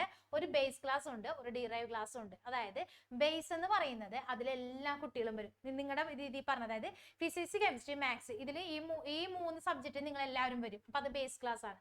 ഇനി അതിൽ നിന്നാണ് ആ ഒരു ബയോളജി സീസൺ വരുമ്പോൾ അതിൽ നിന്ന് കുറച്ച് കുട്ടികൾ മാറും അല്ലേ? അപ്പൊ അത് ഡിറൈവ്ഡ് ക്ലാസ് ആയി. അപ്പൊ process of deriving new class from the existing class. Okay, അപ്പൊ ബേസ് ക്ലാസ് എന്ന് പറഞ്ഞത്, പിന്നെ അതുപോലെ എക്സിസ്റ്റിംഗ് ക്ലാസ്, ഡിറൈവ് ക്ലാസ്സും അങ്ങനെ വരുന്നുണ്ട് കേട്ടോ. ഓക്കെ, പോളിമോർഫിസം, അത് എപ്പോഴും ചോദിക്കാറുണ്ട്. Ability to express different forms. Poly means many എന്ന അർത്ഥം. Forms, many forms. പോളിമോർഫിസം എന്ന് പറഞ്ഞാൽ മെനി ഫോംസിനെയാണ് പോളിമോർഫിസം എന്ന് പറയുന്നത്. ഓക്കെ, പിന്നെ നമുക്ക് ഇപ്പൊ പോളിമോർഫിസം വീണ്ടും വരുന്നുണ്ട്, 2 തരത്തിൽ വരുന്നുണ്ട്. ഞാൻ പറഞ്ഞുതരാം. പോളിമോർഫിസം എന്ന് പറഞ്ഞാൽ എന്താണ്? Ability to express different forms, പല ഫോംസ് ആക്കുന്നതിനെ പോളിമോർഫിസം എന്ന് പറയുന്നു. ഓക്കെ, ഇനി ഒരു ചോദ്യമാണ്, difference between structure and class. ക്ലാസും സ്ട്രക്ചറും തമ്മിലുള്ള വ്യത്യാസം ചോദിക്കും. ഓക്കെ, നോക്കാം. Containing only data as a member. അതായത് ഡാറ്റ ഒരു മെമ്പർ ആണ്. നോ ആക്സസ് സ്പെസിഫയർ, അതായത് പ്രൈവറ്റ് പ്രൊട്ടക്റ്റ് ഒന്നും തന്നെ യൂസ് ചെയ്യുന്നില്ല. ഡിഫോൾട്ട് എപ്പോഴും എന്താണ്? പബ്ലിക് ആയിരിക്കും. ക്ലാസ് എന്ന് പറയുന്നത് മെമ്പേഴ്സ് ഫംഗ്ഷനും ആവാം, ഡാറ്റയും ആകാം. ഇവിടെ പ്രൈവറ്റ് ഉണ്ട്, പബ്ലിക് ഉണ്ട്, പ്രൊട്ടക്റ്റഡ് ഉണ്ട്. അവിടെ എന്താണ്? പ്രത്യേകിച്ച് സ്പെസിഫയർ യൂസ് ചെയ്യുന്നില്ല. ഡിഫോൾട്ട് മെമ്പർ എന്ന് പറയുന്നത് ഇവിടെ പ്രൈവറ്റ് ആണ്. ഓക്കെ, ഇത് ചോദിക്കാറുള്ള ഒരു ക്വസ്റ്റ്യൻ ആണ്, difference between structure and class. അത് ഈ സ്ട്രക്ചറും ക്ലാസ്സിലേക്ക് ഇത് തന്നെ എഴുതണം, അല്ലാതെ നമ്മുടെ സ്ട്രക്ചറിന്റെ ഡെഫിനിഷനേക്കാളും കുറച്ചും കൂടി മാർക്ക് കിട്ടണമെന്നുണ്ടെങ്കിൽ ഈ ഒരു ഡെഫിനിഷൻ നിങ്ങൾ എഴുതണം. ഓക്കെ, അപ്പൊ ഇതാണ് സ്ട്രക്ചറും ക്ലാസ്സും തമ്മിലുള്ള വ്യത്യാസം എന്ന് പറയുന്നത്. ഇനി അടുത്തതാണ് പോളിമോർഫിസം. ഉണ്ടെന്ന് ഞാൻ പറഞ്ഞില്ലേ, ഡിഫറെന്റ് ടൈപ്സ് ഓഫ് പോളിമോർഫിസം ഈ ചാപ്റ്ററിൽ വരുന്ന ക്വസ്റ്റ്യൻസ് ആണ്. അതായത് എന്താണ് പോളിമോർഫിസത്തിന്റെ 2 ടൈപ്പുകൾ? ഒന്ന് സ്റ്റാറ്റിക് ഉണ്ട്, ഡൈനാമിക് ഉണ്ട്. അപ്പൊ മാറിപ്പോരുത്. നമ്മൾ മെമ്മറി അലോക്കേഷൻ പഠിച്ചിരുന്നു. അത് സ്റ്റാറ്റിക് മെമ്മറി അലോക്കേഷനും ഡൈനാമിക് മെമ്മറി അലോക്കേഷനും. ഇത് പോളിമോർഫിസം ഉണ്ട് മക്കളെ. പോളിമോർഫിസം സ്റ്റാറ്റിക് ഉണ്ട്, ഡൈനാമിക് ഉണ്ട്. അതായത് കമ്പൈൽ ടൈം ഉണ്ട്, റൺ ടൈം ഉണ്ട്. സ്റ്റാറ്റിക് എന്ന് പറയുന്നത് കമ്പൈൽ ടൈം, ഓൾറെഡി പറഞ്ഞു കമ്പൈൽ ടൈം ആണ്. അതായത് ഏർലി ബൈൻഡിങ് എന്ന് പറയാം. Polymorphous during compilation, function overloading, operator overloading എന്തിന്റെ ഭാഗമാണ്? നമ്മുടെ സ്റ്റാറ്റിക്കിന്റെ ഭാഗമാണ്. അതായത് സ്റ്റാറ്റിക് എന്താണ് പോളിമോർഫിസം എന്ന് പറഞ്ഞാൽ കമ്പൈൽ ടൈം ആണ്. ഇനി റൺ ടൈം എന്ന് പറയുമ്പോൾ അത് എന്തായി? ഡൈനാമിക് പോളിമോർഫിസം ആണ്. അത് ലേറ്റ് ബൈൻഡിങ് ആണ്. അവിടെ പറഞ്ഞത് എന്ത്? പോയിന്റേഴ്സ് പറഞ്ഞിട്ടുണ്ട്, വിർച്വൽ ഫംഗ്ഷൻ പറഞ്ഞിട്ടുണ്ട്. നമ്മുടെ പോയിന്റേഴ്സ് ഒക്കെ പറഞ്ഞത് ഡൈനാമിക്കിലാണ്. ഓക്കെ, അപ്പൊ ഏതൊക്കെയാണ്? രണ്ട് തരത്തിലുള്ള പോളിമോർഫിസം ഉണ്ട്. റൺ ടൈം ഉണ്ട്, കമ്പൈൽ ടൈം ഉണ്ട്, അല്ലെങ്കിൽ സ്റ്റാറ്റിക് ഉണ്ട്, ഡൈനാമിക് ഉണ്ട്, ഏർലി ബൈൻഡിങ് അല്ലെങ്കിൽ ലേറ്റ് ബൈൻഡിങ് എന്ന് പറയാം. ഓക്കെ, ഇത് എപ്പോഴും ചോദിക്കാറുണ്ട്. 2 മാർക്കാണ്, കുറെ മാർക്കുകളൊന്നും 2 മാർക്കാണ്. ഓക്കെ, അപ്പൊ നമ്മുടെ ഈ ഒരു ചാപ്റ്റർ ഒബ്ജക്റ്റ് ഓറിയന്റഡ് പ്രോഗ്രാമിംഗ് എന്ന ചാപ്റ്ററിൽ, കോൺസെപ്റ്റ് ഓഫ് ഹൂപ്പ് എന്ന ചാപ്റ്ററിൽ നിങ്ങൾക്ക് എന്താണ് ശരിക്കും പഠിക്കാനുള്ള ഒരു കോൺസെപ്റ്റ് എന്ന് പറയുന്നത് basic operations of OOP concept. ഏതൊക്കെയാണ്? Abstraction, polymorphism, encapsulation, modularity, classes and object. അതിൽ ഈ പറഞ്ഞ പോയിന്റുകളാണ്. ഈ അബ്സ്ട്രാക്ഷൻ ഒക്കെയാണ് വളരെ ഇമ്പോർട്ടന്റ്. പിന്നെ അതുകൂടാതെ ടൈപ്സ് ഓഫ് പോളിമോർഫിസം പഠിക്കാനുണ്ട്. പിന്നെ വരും ഇൻഹെറിറ്റൻസിന്റെ പേരുകൾ. പല ഇൻഹെറിറ്റൻസ് ഉണ്ട്. Single level, multi level, hybrid, hierarchy inheritance. ആ പേരുകൾ മാത്രം നിങ്ങൾ വായിച്ചാൽ മതി. കമ്പൽസറി ആയിട്ട് ഊപ്പും പോപ്പും നമ്മൾ വ്യത്യാസം പഠിക്കുക, അഡ്വാൻറ്റേജസ് പഠിക്കുക, പിന്നെ ഈ പറഞ്ഞ പോയിന്റ്സുകൾ പഠിക്കുക. ഇതാണ് നമ്മുടെ രണ്ടാമത്തെ ചാപ്റ്ററിലുള്ളത്. ഓക്കെ, അപ്പൊ നമ്മുടെ 2 ചാപ്റ്റർ കഴിഞ്ഞു. അടുത്ത ചാപ്റ്റർ ആണ് data structures and operation. Okay, data structure and operation. Okay, ഇത് ഈ ഒരു ചാപ്റ്റർ കേൾക്കുമ്പോൾ തന്നെ എല്ലാവരുടെയും മൈൻഡിൽ വരേണ്ട ഒരു സംഭവം ഉണ്ട്, പുഷും പോപ്പും. അല്ലെ, എല്ലാവർക്കും അറിയാനത്. എന്തായാലും സ്കൂളിൽ ടീച്ചർ എടുക്കുമ്പോൾ തന്നെ അത് പറഞ്ഞിട്ടുണ്ടാവും, മക്കളെ ഇത് പരീക്ഷയ്ക്ക് വരും, പഠിക്കണം. അല്ലെ, എല്ലാ ടീച്ചേഴ്സും പറയുന്നൊരു കാര്യമാണ്. അതുപോലെ ഞാനും പറയണ്, പുഷും പോപ്പും പഠിക്കുക. അതാണ് ഇതിൽ ആദ്യം വേണ്ടത്. കാരണം അത് കാണാതെ പഠിക്കുക. ചില കുട്ടികളുണ്ട് കാണാതെ പഠിക്കുന്നവർ, ചില മനസ്സിലാക്കി പഠിക്കാനേ പറയുള്ളൂ. എങ്കിലും അത് പറ്റാത്തവർ അറ്റ്ലീസ്റ്റ് അത് കാണാതെങ്കിലും പഠിക്കുക. ഓക്കെ, അപ്പൊ എന്താണ് ഡാറ്റ സ്ട്രക്ചർ നോക്കണ്ടേ നമുക്ക്? ഓക്കെ, data structure ചിലപ്പോൾ അത് ഡെഫിനിഷൻ ആയിട്ട് ചോദിക്കാറുണ്ട്. data structure is a particular way of organizing similar or dissimilar logically related data item processed as a single unit. ശരിക്കും പറഞ്ഞാൽ ഡാറ്റ സ്ട്രക്ചർ എന്ന ഒരു ചാപ്റ്റർ കൊണ്ട് ഉദ്ദേശിക്കുന്നത് വേറെ ഒന്നുമല്ല. നമ്മുടെ റിയൽ ലൈഫിന്റെ എക്സാമ്പിൾ പറയാം. നിങ്ങൾ സ്കൂളിൽ പോണ സമയത്ത് ബാഗിൽ നിങ്ങൾ അല്ലേ നിങ്ങളുടെ ബുക്സും പിന്നെ അതുപോലെ ടിഫിനും കാര്യങ്ങളൊക്കെ നിങ്ങൾ കൊണ്ടുപോകാറുണ്ട് അല്ലേ? അതൊക്കെ നമ്മൾ ചെയ്യുന്നത് എങ്ങനെയായിരിക്കും? എല്ലാം കൂടി ഒന്നിച്ചൊരു കവറിനകത്തേക്ക് വെക്കല്ലേ ചെയ്യുന്നത് അല്ലേ? നമ്മൾ ആ ബാഗിൽ ഓരോ കളിയിൽ ഭക്ഷണം വെക്കാനാണെങ്കിൽ വേറെ കളിയിൽ ഭക്ഷണം വെക്കും, അതുപോലെ ബുക്സ് ഒക്കെ ആണെങ്കിൽ വേറെ കളിയിൽ വെക്കും. അങ്ങനെ നല്ല അടക്കിയായിരിക്കും നമ്മൾ ഭംഗിയിൽ വെക്കുന്നത്. അതുപോലെ ഇപ്പൊ വീടുകളിൽ ഡ്രസ്സുകളാണെന്നുണ്ടെങ്കിൽ നമ്മൾ അടക്കി നല്ല ഭംഗിയിൽ ഷെൽഫിൽ വെക്കും. ലൈബ്രറിയിൽ ബുക്കുകളാണെങ്കിൽ ബുക്ക് സ്റ്റാൻഡ് ആണെങ്കിൽ ബുക്കുകളൊക്കെ നമ്മൾ അടക്കി വൃത്തിക്ക് വെക്കും. എന്തിനാണത്? നമുക്ക് പിന്നീട് അത് എടുക്കാൻ വേണ്ടി, കാണാൻ ഒരു ഭംഗിക്ക് വേണ്ടി എന്നൊക്കെ നമുക്ക് പറയാം. അതേപോലെ തന്നെ നമ്മുടെ എന്താണ് പ്രോഗ്രാമിൽ ഒരുപാട് എലമെന്റ്സുകൾ ഉണ്ട്. ആ എലമെന്റ്സുകളെല്ലാം നമുക്ക് അടക്കി ഒതുക്കി വെക്കണ്ടേ അല്ലേ? അതായത് അറേഞ്ച് ചെയ്ത് നമുക്ക് വെക്കണം. അപ്പൊ ആ ഒരു അറേഞ്ച് ചെയ്യുന്ന വേനെയാണ് ഡാറ്റ സ്ട്രക്ചർ എന്ന് പറയുന്നത്. ഓക്കെ, ഈ ഡാറ്റ സ്ട്രക്ചർ 2 രീതിയിലാണ് മക്കളെ ഉള്ളത്. ഏതൊക്കെയാണെന്നറിയോ നിങ്ങൾക്ക്? ഡാറ്റ സ്ട്രക്ചർ ചാർട്ട് തന്നെ ആ ടെക്സ്റ്റിൽ കൊടുത്തിട്ടുണ്ട്. ഞാൻ അത് സിമ്പിൾ ആയിട്ട് ഇവിടെ എഴുതിയെന്നുള്ളൂ. ഡാറ്റ സ്ട്രക്ചേഴ്സ് 2 രീതിയിലാണ്, സിമ്പിൾ ആൻഡ് കോമ്പൗണ്ട്. ഏതൊക്കെയാണ്? Simple and compound. Data structure എന്ന് പറയുന്നത് 2 രീതിയിലാണ്. ഒന്ന് സിമ്പിൾ ആൻഡ് കോമ്പൗണ്ട്, സിമ്പിളും കോമ്പൗണ്ടും. അല്ലെങ്കിൽ സിമ്പിൾ പറഞ്ഞത് എന്തൊക്കെയാണ്? നമുക്ക് അറിയാവുന്ന കാര്യമാണ്, നിങ്ങൾ ഓൾറെഡി ഡിസ്കസ് ചെയ്ത് പഠിച്ച കാര്യമാണ്. സിമ്പിൾ ഡാറ്റ സ്ട്രക്ചർ എന്ന് അറേയും സ്ട്രക്ചറാണ് അല്ലെ? സ്ട്രക്ചർ നമ്മൾ ഇപ്പൊ പഠിച്ചു, ഈ വർഷം പഠിക്കുന്ന ഫസ്റ്റ് ചാപ്റ്റർ സ്ട്രക്ചർ ആണ്. അറേ നിങ്ങൾ ഓൾറെഡി പ്രീവിയസ് ചാപ്റ്റർ പഠിച്ചത്, പ്രീവിയസ് ഇയർ +1 പഠിച്ച കാര്യമാണ്. അപ്പൊ സിമ്പിൾ ഡാറ്റ സ്ട്രക്ചറിൽ വരുന്നതാണ് എന്ത്? Array and structure. ഓക്കെ, ഇനി നമുക്ക് എന്താണ് കോമ്പൗണ്ട് നോക്കാം. അതാണ് നമുക്ക് ഈ ഒരു ചാപ്റ്ററിൽ പഠിക്കാനുള്ളത് അല്ലെ? കോമ്പൗണ്ട് വീണ്ടും തരംതിരിക്കുന്നുണ്ട്. ഏതൊക്കെയാണ്? ലീനിയർ ആൻഡ് നോൺ ലീനിയർ അല്ലെ? ലീനിയർ ആൻഡ് നോൺ ലീനിയർ അല്ലെ? അതാണ് പുതിയൊരു പേര് അല്ലെ? ലീനിയറിൽ വരുന്നതാണ് stack, queue, linked list. Non linear ട്രീയും ഗ്രാഫും ആണ്. അത് നിങ്ങളിപ്പോ ഇതൊക്കെ കഴിഞ്ഞ് നിങ്ങൾ ചിലപ്പോൾ ചില കുട്ടികൾ ഡിപ്ലോമ എടുക്കാൻ പോകുന്നവരുണ്ടാവാം, അല്ലെങ്കിൽ ഡാറ്റാ സയൻസ് എടുക്കുന്നുണ്ടാവാം. അപ്പൊ ഈ ഡാറ്റാ സയൻസ് ഒക്കെ എടുക്കുമ്പോൾ അതിൽ വരുന്ന ടോപ്പിക്കാണ് ട്രീയും ഗ്രാഫും. നമുക്ക് ഈ വർഷം ഇല്ല, ഈ വർഷം ഈ പേരുകൾ മാത്രം നിങ്ങൾ പഠിച്ചാൽ മതി. അപ്പൊ data structure R classified into 2. ഏതൊക്കെയാണ്? Simple and compound. സിമ്പിൾ പറഞ്ഞ ഏതൊക്കെയാണ്? അറേയും സ്ട്രക്ചറും. കോമ്പൗണ്ടിൽ വരുന്ന ഏതൊക്കെയാണ്? ലീനിയറും നോൺ ലീനിയർ. ലീനിയറിൽ വരുന്ന ടോപ്പിക്കുകളാണ് ഈ പ്രാവശ്യം നമ്മൾ ഈ ഒരു ചാപ്റ്റർ ഡിസ്കസ് ചെയ്യുന്ന. ഏതൊക്കെയാണ്? Stack, queue and linked list. ഇനി നോൺ ലീനിയറിൽ വരുന്നതാണ് ട്രീയും ഗ്രാഫും. ഓക്കെ, അപ്പൊ നമുക്കപ്പോൾ നമ്മൾ ഏകദേശം ഇതിൻ്റെ ഒരു ഐഡിയ നിങ്ങൾക്ക് കിട്ടി. ഇനി ഈ ഡാറ്റ സ്ട്രക്ചറിൽ നമുക്ക് ഇപ്പൊ ഈ സ്റ്റാക്കും ക്യൂവും പഠിക്കണ്ടേ, അതിനു മുമ്പ് ഈ ഡാറ്റ സ്ട്രക്ചറിന്റെ പ്രവർത്തനങ്ങൾ നോക്കാം. ഏതൊക്കെ ഓപ്പറേഷൻസ് ആണ് നമുക്ക് ഡാറ്റ സ്ട്രക്ചർ ഉള്ളത് നോക്കാം. വളരെ സിമ്പിൾ 5 കാര്യങ്ങളുണ്ട്. വേഗം ഒന്ന് വായിച്ചു നോക്കി, നമുക്ക് വേഗം കിട്ടും. Traversing, searching, inserting, deleting, sorting. Traversing എന്ന് വെച്ചാൽ അതായത് ഞാൻ റിയൽ ലൈഫിൽ ഒരു എക്സാമ്പിൾ പറഞ്ഞുതരാം. ഒരു ക്ലാസ്സിലേക്ക് ഒരു ടീച്ചർ കയറി വരുന്നുണ്ട്. അപ്പൊ നിങ്ങളുടെ ക്ലാസ് റൂം നിങ്ങളുടെ ക്ലാസ് റൂം മൈൻഡിൽ വെക്കുക. അപ്പൊ നിങ്ങളുടെ ക്ലാസ് റൂമിൽ കുറെ ആൺകുട്ടികളും കുറെ പെൺകുട്ടികളും അല്ലേ ഇങ്ങനെ ബെഞ്ചിലൊക്കെ ഇരിക്കുന്നുണ്ടാവും. അപ്പൊ ഒരു ടീച്ചർ ക്ലാസ്സിലേക്ക് വന്നു ഒരു കുട്ടീനെ മീൻസ് ആ ക്ലാസ്സിലേക്ക് ടീച്ചർ വരുമ്പോൾ നിങ്ങളുടെ ക്ലാസ്സിലേക്ക് എല്ലാ കുട്ടികളും ആ ടീച്ചർക്ക് കാണാൻ പറ്റും അല്ലേ. ആ ടീച്ചർ ക്ലാസ്സിലേക്ക് വരുന്നത് നിങ്ങളെ കാണാനാണ്. ഓക്കെ, അപ്പൊ ട്രാവേഴ്സിംഗ് എന്ന് പറഞ്ഞാൽ ഈ വിസിറ്റിംഗ് ഈച്ച് എലമെന്റ്, ഓരോ എലമെന്റുകളെ കണ്ടു. അപ്പൊ ആ ടീച്ചർ വന്ന് നിങ്ങൾ എല്ലാവരെയും കണ്ടു. ഓക്കെ, ദെൻ അപ്പൊ ആ ടീച്ചർ വന്നത് നിങ്ങളെ കാണാൻ വേണ്ടി മാത്രമല്ല, അതിൽ നിന്ന് ഒരു കുട്ടീനെ കണ്ടെത്താനാണ്. ഒരു കുട്ടീനെ ടീച്ചർക്ക് ആവശ്യമുണ്ട്. അപ്പൊ അതിനെയാണ് നമ്മൾ ഫൈൻഡിങ് ദ ലൊക്കേഷൻ. സെർച്ചിങ് എന്ന് പറഞ്ഞാൽ എന്താണ്, കണ്ടെത്തുക. Finding the location of particular element. അപ്പൊ ആ കുട്ടി എവിടെയാണ് ഇരിക്കുന്നത് എന്ന് കണ്ടുപിടിച്ചാലേ ആ കുട്ടീനെ അറിയാൻ പറ്റുള്ളൂ. അപ്പൊ സെർച്ച് ചെയ്തു.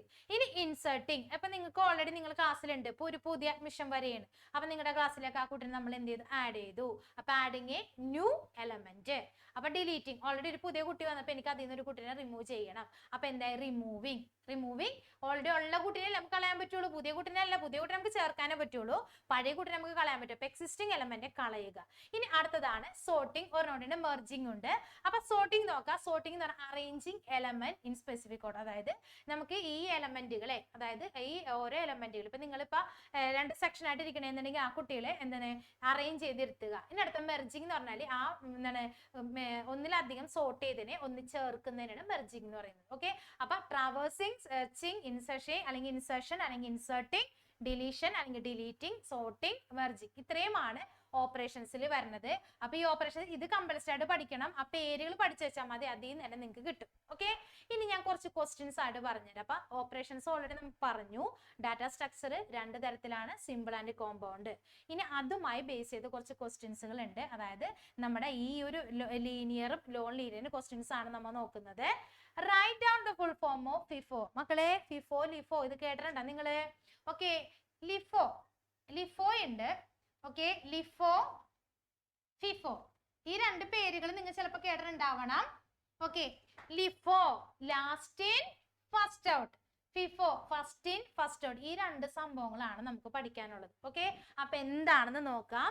അതായത് write down the full form of FIFO. ഫിഫോയുടെ ഫുൾ ഫോം ആണ് ഫസ്റ്റത്തെ ഒരു ക്വസ്റ്റ്യൻ വന്നേക്കുന്നത്. അതായത് ഫസ്റ്റ് ഇൻ ഫസ്റ്റ് ഔട്ട് അല്ലെ, ഫസ്റ്റ് ഇൻ ഫസ്റ്റ് ഔട്ട്. അപ്പൊ ലിഫോ എന്ന് പറയുമ്പോൾ എന്താണ്, ലാസ്റ്റ് ഇൻ ഫസ്റ്റ് ഔട്ട്. അപ്പൊ ചോദിക്കും ഇത് എന്തിനാണ് ടീച്ചറെ പഠിക്കുന്നത്? ഈ 2 സംഭവങ്ങൾ പഠിച്ചാലേ നമുക്ക് സ്റ്റാക്കും ക്യൂവും പഠിക്കാൻ പറ്റുള്ളൂ. അതായത് a stack is implemented in dash manner. Stack is implemented in dash manner. ഏത് മാനറിലാണ്? അതായത് സ്റ്റാക്ക് എന്ന് പറയുന്നത് എന്താന്ന് പറഞ്ഞുതരാം. ഓക്കെ, നമുക്ക് ഈ എന്താണ് ഓപ്പറേഷൻസിൽ ഡാറ്റ സ്ട്രക്ചറിന്റെ ഓപ്പറേഷനിൽ പഠിക്കാനുള്ള മെയിൻ 2 കാര്യങ്ങളാണ് സ്റ്റാക്കും ക്യൂവും. ഏതൊക്കെയാണ്? സ്റ്റാക്കും ക്യൂ ആണ് നമുക്ക് പഠിക്കാനുള്ള 2 ടോപ്പിക്കുകൾ. ഓക്കെ മക്കളെ, അപ്പൊ ലിഫോയും ഫിഫോയും കണ്ടപ്പോൾ നിങ്ങൾ എന്താണ് എന്തിനാണെന്നത് പഠിക്കണം എന്നൊരു ചോദ്യം നിങ്ങളുടെ മനസ്സിൽ വന്നിട്ടുണ്ടാവും. വേറെ ഒന്നല്ല, നമ്മുടെ ഈ ഡാറ്റ സ്ട്രക്ചറിന്റെ ഏറ്റവും പ്രധാനപ്പെട്ട ടോപ്പിക് ഞാൻ ഫസ്റ്റ് തന്നെ പറഞ്ഞു, 2 കാര്യങ്ങൾ പഠിക്കണം, പുഷും പോപ്പും പഠിക്കണം എന്ന് പറഞ്ഞില്ലേ, അതിലാണ്. അപ്പൊ അതായത് സ്റ്റാക്കാണ് നമ്മൾ എടുക്കാൻ പോകുന്നത്. സ്റ്റാക്കിന്റെ 2 ഓപ്പറേഷൻസ് ആണ് പുഷും പോക്കും. അപ്പൊ ചോദിക്കും എന്താണ് സ്റ്റാക്ക്? വേറൊന്നല്ല, സ്റ്റാക്കിന് പൊതുവെ ഒരു എക്സാമ്പിൾ പറയുന്നത് ബുക്കുകൾ അടക്കി വെക്കാന്നുള്ളതാണ് ഇല്ലേ. അപ്പൊ എന്റെ കയ്യിൽ ഇപ്പൊ ഈ ഒരു ബുക്ക് ഉണ്ട്. ഞാൻ ഈ ബുക്ക് വീണ്ടും ഇപ്പൊ ഇതൊരു ഷെൽഫാന്ന് വിചാരിക്കാം. ഇപ്പൊ ഈ ഷെൽഫില് 2 ബുക്ക് ഉണ്ട് കേട്ടോ മക്കളെ. ഓക്കെ, 2 ബുക്ക് ഉണ്ട്. ഇത് സ്റ്റാക്ക് ആണെന്ന് മനസ്സിൽ വിചാരിക്കുക. ഇതാണ് സ്റ്റാക്ക് ഇല്ലേ. അപ്പൊ ഈ സ്റ്റാക്കിലേക്ക് എനിക്ക് പുതിയ ഒരാളെ അതായത് എനിക്ക് പുതിയ ബുക്ക് കൊണ്ട് കിട്ടി. ഈ ഒരു പുതിയ ബുക്കിനെ ഞാൻ ഇവിടേക്ക് എടുത്ത് വെക്കുകയാണ് അല്ലേ. അപ്പൊ ഈ പുതിയ ബുക്കിനെ വെക്കുക എന്ന് പറയുന്നത് എവിടേക്കാണ് വെക്കുന്നത്? ടോപ്പിലേക്കാണ് അല്ലേ. അപ്പൊ പുതിയ എലമെന്റുകളെ ആഡ് ചെയ്യുന്നത് ടോപ്പിലേക്കാണ്. പുതിയ എലമെന്റുകൾ ആഡ് ചെയ്യുന്നത് എന്തിലേക്കാണ്? ടോപ്പിലേക്കാണ്. ഇനി എനിക്ക് ഇതിൽ നിന്ന് ഒരു ബുക്ക് എടുക്കേണ്ടത് ഈ ബുക്കല്ല, എനിക്ക് എടുക്കേണ്ടത് ഈ അടിയിലുള്ള ബുക്ക് എടുക്കണം. ഓക്കെ, ഇത് എടുക്കാൻ പറ്റും, നമ്മൾ എടുക്കും അല്ലേ. നമ്മുടേതായ ഒരു പിള്ളേരുകളാണെങ്കിൽ എല്ലാവരും വലിച്ചിങ്ങനെ എടുക്കും, അത് നേച്ചർ. പക്ഷെ ഒരിക്കലും സ്റ്റാക്ക് അല്ലെങ്കിൽ നമ്മുടെ കമ്പ്യൂട്ടർ ഒരിക്കലും ഇങ്ങനെ നമ്മളെപ്പോലെ ബുദ്ധിയില്ലായ്മ ഒന്നും കമ്പ്യൂട്ടർ ചെയ്യില്ല. കമ്പ്യൂട്ടർ ചെയ്യുന്നത് എന്തായിരിക്കും വെച്ചാൽ, എനിക്ക് ഈ അടിയിലത്തെ ബുക്ക് എടുക്കണം എന്നുണ്ടെങ്കിൽ ഈ മുകളിലത്തെ ബുക്ക് 1 താഴേക്ക് എടുത്ത് വെച്ചു, വീണ്ടും താഴേക്ക് എടുത്ത് വെച്ചു, എന്നിട്ട് ഇത് എടുക്കുള്ളൂ. നമ്മൾ വലിച്ചെടുക്കുന്ന പോലെ സ്റ്റാക്ക് എടുക്കില്ല. അപ്പൊ ഇതിന്റെ അർത്ഥം എന്ന് വെച്ചാൽ വേറെ ഒന്നുമില്ല, സ്റ്റാക്ക് എന്ന് പറയുന്നത് ഒരു ലീനിയർ ഡാറ്റ സ്ട്രക്ചർ ആണ്. ഓക്കെ, സ്റ്റാക്ക് എന്ന് പറയുന്നതാണ് ലീനിയർ ഡാറ്റ. അപ്പൊ ഇതിനെയാണ് നമ്മൾ ലീനിയർ ഡാറ്റ സ്ട്രക്ചർ എന്ന് പറയുന്നത്. Which element can be added or removed. അതായത് ആഡഡ് ഓർ റിമൂവ്, ആഡ് എന്ന് വെച്ചാൽ ചേർക്കുക. അപ്പൊ ആഡ് ചെയ്യാൻ പോണത് ആഡ് ചെയ്തു. Added or removed at one end, ഒരറ്റത്തേക്ക്, അതിന് ടോപ്പിലേക്ക്. എന്തും ടോപ്പ് ചെയ്യുള്ളൂ. പുതിയത് ആഡ് ചെയ്തു, ടോപ്പ് അല്ലേ. ഇനി ഒരെണ്ണം കളയണം, അപ്പോഴും ടോപ്പിൽ നിന്ന് കളയുള്ളൂ. കണ്ട, ആ ടോപ്പിൽ നിന്ന് എടുത്ത് കളഞ്ഞു. കണ്ട, അപ്പൊ എല്ലാം എന്തിനാ ചെയ്യുന്നത്? ടോപ്പിൽ നിന്നാണ് ചെയ്യുന്നത്. ഇത് നോർമൽ ഒരു എക്സാമ്പിള്. പിന്നെ നിങ്ങൾക്ക് കുറച്ചും കൂടി ഓർമ്മയിൽ നിൽക്കാൻ വേറെ എക്സാമ്പിൾ പറഞ്ഞുതരാം സ്റ്റാക്കിന്. നമ്മുടെ വീട്ടിൽ ഇഡലി ചെമ്പ് എല്ലാവരും കണ്ടിട്ടില്ലേ ഇല്ലേ? നമ്മൾ ഇഡലി മീൻസ് അടുക്കള കയറിയ കുട്ടികൾക്ക് അറിയാൻ പറ്റും.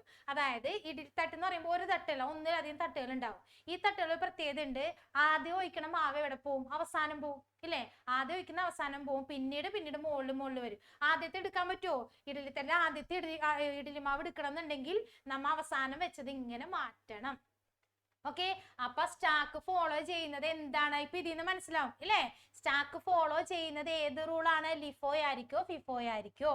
അതായത് എനിക്ക് എടുക്കേണ്ടത് ആദ്യത്തെ ഇഡലി ആണെങ്കിൽ അല്ലെ, അല്ലെങ്കിൽ എനിക്ക് ഇതാണ് എന്റെ സ്റ്റാക്ക്, എനിക്ക് ഇതിന്ന് ആദ്യത്തെ ബുക്ക് എടുക്കണം.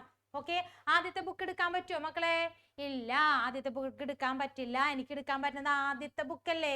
അപ്പൊ ആദ്യത്തെ ബുക്ക് മീൻസ് അവസാനം വെച്ച ബുക്ക്, ഈ മോളിക്കാണ ബുക്ക്, അവസാനം വെച്ച ബുക്ക് എനിക്ക് എടുക്കാൻ പറ്റുള്ളൂ. അപ്പൊ ലാസ്റ്റ് വെച്ചത് ഞാൻ എടുത്തു.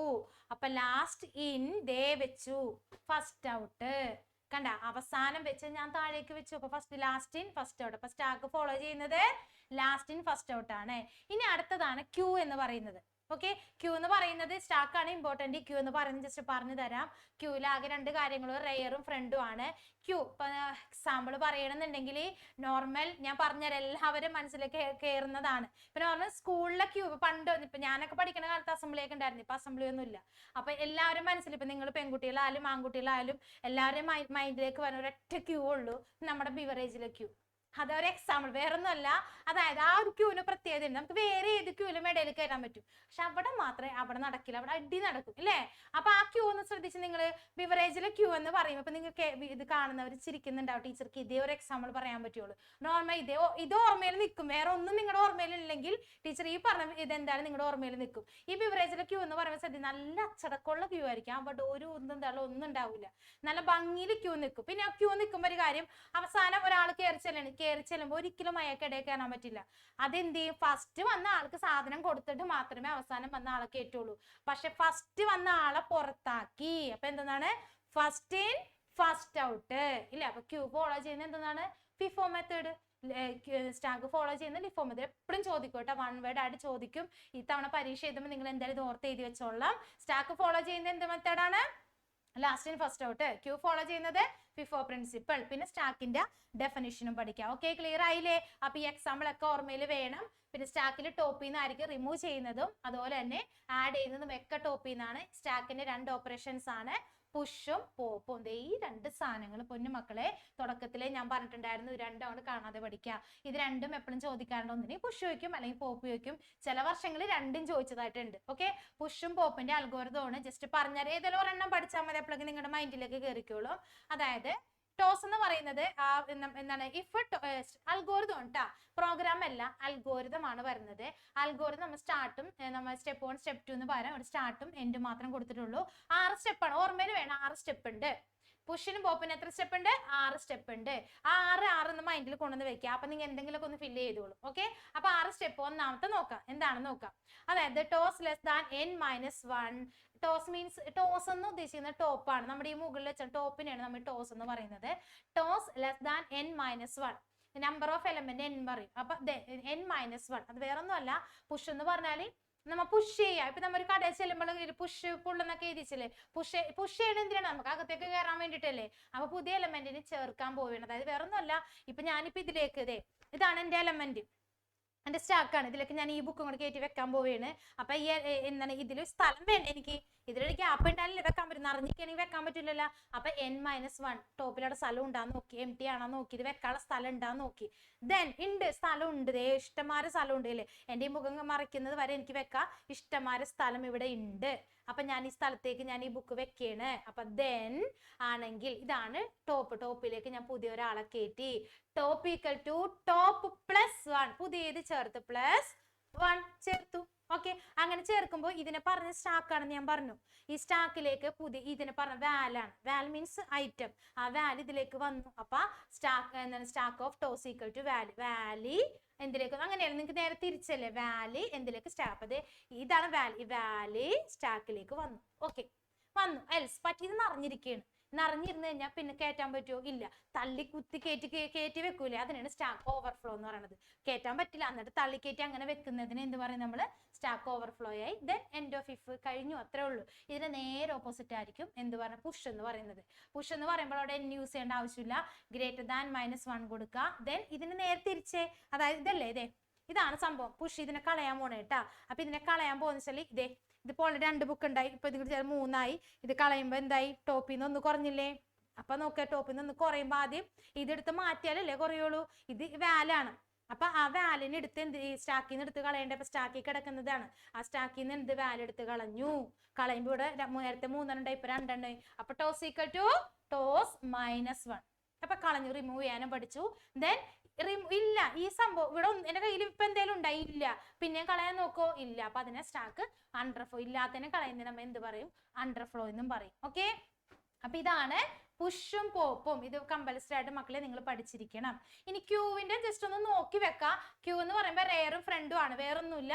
ആ റെയറും ഫ്രണ്ടും ഒന്ന് വായിച്ച് പഠിക്കുക. ക്യൂ ഫോളോ ചെയ്യുന്നത് FIFO പ്രിൻസിപ്പിൾ ആണ്, അതിൽ റെയർ ഉണ്ട്, ഫ്രണ്ട് ഉണ്ട്. ഓക്കെ, ഇനി പിന്നെ വേറെ സംഭവം ഞാൻ പറഞ്ഞു, ലിങ്ക്ഡ് ലിസ്റ്റ് അല്ലേ. Linked list, linear data structure 3 എണ്ണം ഉണ്ട്, സ്റ്റാക്ക്, ക്യൂ, ലിങ്ക്ഡ് ലിസ്റ്റ്. ആ ലിങ്ക്ഡ് ലിസ്റ്റ് എന്താന്ന് പറഞ്ഞിട്ടുണ്ട്, കളക്ഷൻ ഓഫ് നോഡ്.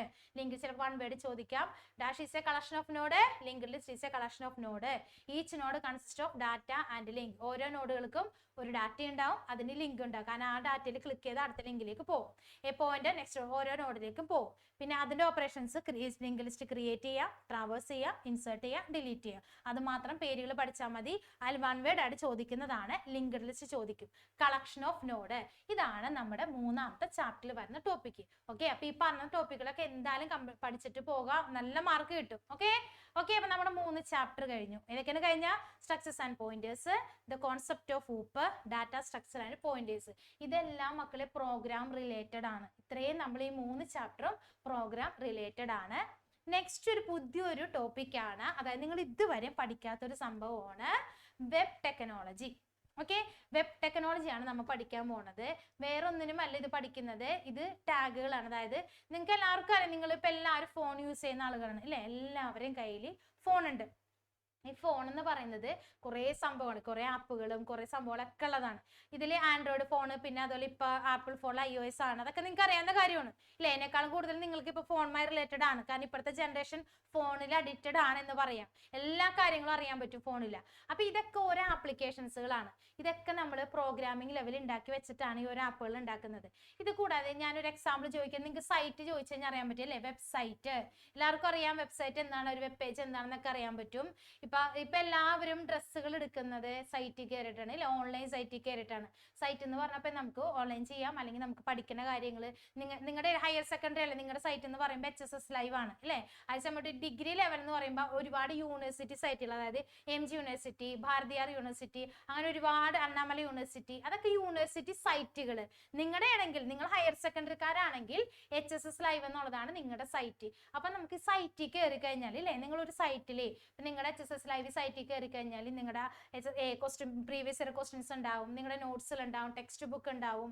പിന്നെ അതുപോലെ എവിടെയാണോ ഉള്ളത് ഈ സൈറ്റിന്റെ കോൺടാക്ട് അഡ്രസ്സും കാര്യങ്ങളും എല്ലാം അവൈലബിൾ ആണ് അല്ലേ, അതൊക്കെ നിങ്ങളുടെ സൈറ്റിലുണ്ട്. അപ്പൊ ഒരു സൈറ്റ് ഇത് ഉണ്ടാക്കിയാലല്ലേ, ഇത് ഡെവലപ്പ് ചെയ്താലേ അത് കയറി നമുക്ക് നോക്കാൻ പറ്റുള്ളൂ. ഇനി അതെല്ലാം പോട്ടെ, ഇപ്പൊ നിങ്ങളുടെ സൈറ്റ് ചിലപ്പോൾ നിങ്ങൾ നോക്കിയിട്ടുണ്ടാവില്ല. ഇനി അതെല്ലാം പോട്ടെ, നിങ്ങൾ സ്ഥിരമായിട്ട് നോക്കുന്ന സൈറ്റുകൾ ഞാൻ പറഞ്ഞുതരാം. ഫ്ലിപ്കാർട്ട്, ആമസോൺ, പിന്നെ മീഷോ, ഇതെന്തായാലും നോക്കിയിട്ടുണ്ടാവും. എല്ലാ കുട്ടികളും കയറിയിട്ടുണ്ടാവും ഈ സൈറ്റുകളിലെല്ലാം ഇല്ലേ. പിന്നെ OLX, ഇതൊക്കെ നിങ്ങൾക്ക് അറിയാവുന്ന സൈറ്റുകളാണ്. ഈ സൈറ്റിലൊക്കെ കയറി എന്തൊക്കെ കാണാൻ പറ്റും? അതിലുള്ള സാധനങ്ങൾ കാണാൻ പറ്റും. അവർ പർച്ചേസ് ചെയ്ത വീഡിയോ, ഓഡിയോ എല്ലാം ഉണ്ടാവും ഇല്ലേ. പല വെറൈറ്റി കാര്യങ്ങൾ ഓരോ സൈറ്റിൽ കയറി ഉണ്ടാവും. എനിക്ക് തോന്നുന്നു കൂടുതൽ ആൾക്കാർ ഫ്ലിപ്കാർട്ടാണ്, പിന്നെ അത് കഴിഞ്ഞ് മീഷോ എല്ലാം ഉണ്ട്, ആമസോൺ ഒക്കെ ഉണ്ട്. എങ്കിലും എല്ലാവരും യൂസ് ചെയ്യുന്നതൊക്കെയാണ് ഫ്ലിപ്കാർട്ട് സാധനം. അതിലൊക്കെ കയറി കഴിഞ്ഞാൽ ഇങ്ങനെ പലതരത്തിലുള്ള സംഭവങ്ങൾ, ഡ്രസ്സുകള്, അതുപോലെ ബ്രാൻഡുകള്, പിന്നെ എല്ലാ സാധനങ്ങളും ഇല്ലേ, എല്ലാം അവൈലബിൾ ആണ് ഇന്ന്. അതായത് നമ്മുടെ ആകാശത്തിന്റെ കീഴിൽ എന്തൊക്കെയുണ്ടോ, കാശ് കൊടുത്ത് വാങ്ങാൻ പറ്റുന്ന സാധനങ്ങൾ എന്തൊക്കെയുണ്ടോ, അതൊക്കെ ഇന്ന് നമ്മുടെ സൈറ്റിൽ അവൈലബിൾ ആണ്.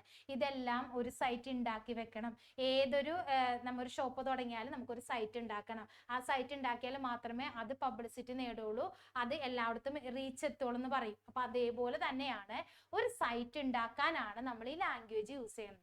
വെബ് ടെക്നോളജി ഇന്നത്തെ കാലത്ത് ഒരു ബിസിനസ് തുടങ്ങണം എന്നുണ്ടെങ്കിൽ നമ്മൾ ഈ പണ്ടാണെന്നുണ്ടെങ്കിൽ പേപ്പറിൽ പരസ്യം കൊടുത്താൽ, ഇപ്പൊ പേപ്പർ പോലും ആൾക്കാർ വായിക്കുന്നില്ല. ഇപ്പോഴത്തെ ജനറേഷൻ ഒന്നും ന്യൂസ് പേപ്പർ നോക്കിയില്ല. എന്നും പറഞ്ഞ് വായിക്കാതിരിക്കുക. കാരണം ഇന്ന് നമ്മുടെ മൊബൈൽ തുറന്നാൽ ഡെയിലി നമുക്ക് കാണാൻ പറ്റും. ഡെയിലി എന്തൊക്കെ നടക്കുന്നുണ്ട്, എന്തൊക്കെ വാർത്തകളുണ്ട് കാണാൻ പറ്റും. നമുക്ക് പേപ്പർ വായിച്ച സമയങ്ങളുടെ ആവശ്യമില്ല, മൊബൈൽ നോക്കിയാൽ മതി അല്ലേ. മൊബൈലിൽ എല്ലാം കിട്ടും. അപ്പൊ അങ്ങനെ പുതിയ ജനറേഷൻ ഓരോ ജനറേഷനിലും ഓരോന്ന് പറഞ്ഞിട്ടുണ്ട്. അപ്പൊ നമ്മൾ ബിസിനസ് ചെയ്യാൻ പോയാൽ, ഞാനിപ്പോ ഒരു ഷോപ്പ് തുടങ്ങാൻ പോവുകയാണ്, ഏതൊരു ചെരുപ്പാണെങ്കിൽ അല്ലെങ്കിൽ ടെക്സ്റ്റൈൽസ് ആണ്, എന്ത് തുടങ്ങണമെന്നുണ്ടെങ്കിലും പേപ്പറിൽ പരസ്യം കൊടുത്തിട്ട് ഒരു കാര്യമില്ല. അപ്പൊ നമ്മൾ ചെയ്യണതാണ് ഇൻസ്റ്റയിൽ കൊടുക്കുക, ഫേസ്ബുക്കിൽ കൊടുക്കുക, ഇതൊക്കെ എന്താണ് സൈറ്റുകളാണ്. അപ്പൊ അതിനെയാണ് നമ്മൾ ഒരു സൈറ്റ് ഉണ്ടാക്കുന്നതിനെയാണ് നമ്മൾ ഉപയോഗിക്കുന്നത്. C++ ഉപയോഗിച്ച് നമുക്കൊരു സൈറ്റ് ഉണ്ടാക്കാൻ പറ്റില്ല. അതായത് വർണ്ണങ്ങൾ അല്ലെങ്കിൽ ഗ്രാഫിക്കൽ ചേർക്കണം എന്നുണ്ടെങ്കിലാണ് നമ്മൾ ടെക്നോളജി ഉപയോഗിക്കുന്നത്. അതിന് ഉപയോഗിക്കുന്ന ഒരു ലാംഗ്വേജ് ആണ് HTML, hyper text markup language. വേറെ എന്ത് പഠിച്ചില്ലെങ്കിലും മക്കളെ HTML ഫുൾ ഫോം പഠിക്കുക. അപ്പൊ നമുക്ക് നോക്കാം എന്താണ് വെബ് ടെക്നോളജി. അപ്പൊ സൈറ്റ് ഉണ്ടാക്കാൻ ഉപയോഗിക്കുന്നതാണ് ഈ വെബ് ടെക്നോളജി എന്ന് പറയുന്നത്. അതിൽ വരുന്ന ക്വസ്റ്റ്യൻസ് ആണ്. ഫസ്റ്റ്, വെബ് സെർവർ എന്താണെന്ന് ചോദിക്കും. A web server is A computer that process request and distribute information. വേറൊന്നുമല്ല, കുറെ വിവരങ്ങൾ തരുന്നത്, ഒരുപാട് വിവരങ്ങൾ തരുന്നതിന് വെബ് സെർവർ എന്ന് പറയുന്നത്. അതായത് കമ്പ്യൂട്ടർ റിലേറ്റഡ് ആയിട്ടുള്ള നമുക്ക് ഈ ലോകത്തിന്റെ കീഴെ, അതായത് ക്ലൗഡ് കമ്പ്യൂട്ടിങ്ങിന്റെ കീഴെ എന്തൊക്കെയുണ്ടോ ആ വിവരങ്ങൾ നമുക്ക് തരുന്നതിനാണ് നമ്മൾ വെബ് സെർവർ എന്ന് പറയുന്നത്.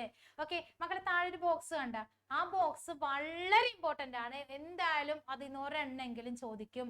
പോർട്ട് നമ്പർ ആണ്. അതായത് കുറെ പോർട്ടുകൾ നമുക്ക് പഠിക്കാനുണ്ട്. ആ പോർട്ടുകളുടെ നമ്പറുകളാണ്. അപ്പൊ ആ നമ്പർ ഓർഡറിലൊന്നല്ല നമ്പർ കിടക്കുന്നത്, പക്ഷെ പഠിച്ചു വെക്കണം, കമ്പൽസറി ആണ്. FTP file transfer protocol 20 and 21 ആണ് നമ്പർ. SMTP മെയിൽ അയക്കാനുള്ള പ്രോട്ടോകോൾ ആണ്. പ്രോട്ടോകോൾസ് ഒക്കെ നിങ്ങൾ പ്രീവിയസ് ഇയർ പഠിച്ചിട്ടുണ്ട്. Protocol simple mail protocol means rules and regulation. SMT എന്ന് പറഞ്ഞാൽ മെയിൽ അയക്കാൻ. നിങ്ങൾ എല്ലാവരും മെയിൽ അയക്കുന്നുണ്ടാവും, പക്ഷെ അത് ആ മെയിൽ അയക്കേണ്ട റൂൾസ് ആണ് SMTP. അതിന്റെ പ്രോട്ടോകോൾ, അതിന്റെ നമ്പർ ആണ് 25. പിന്നെ DNS ഡൊമൈൻ നെയിം സിസ്റ്റം, അത് 53 ആണ്.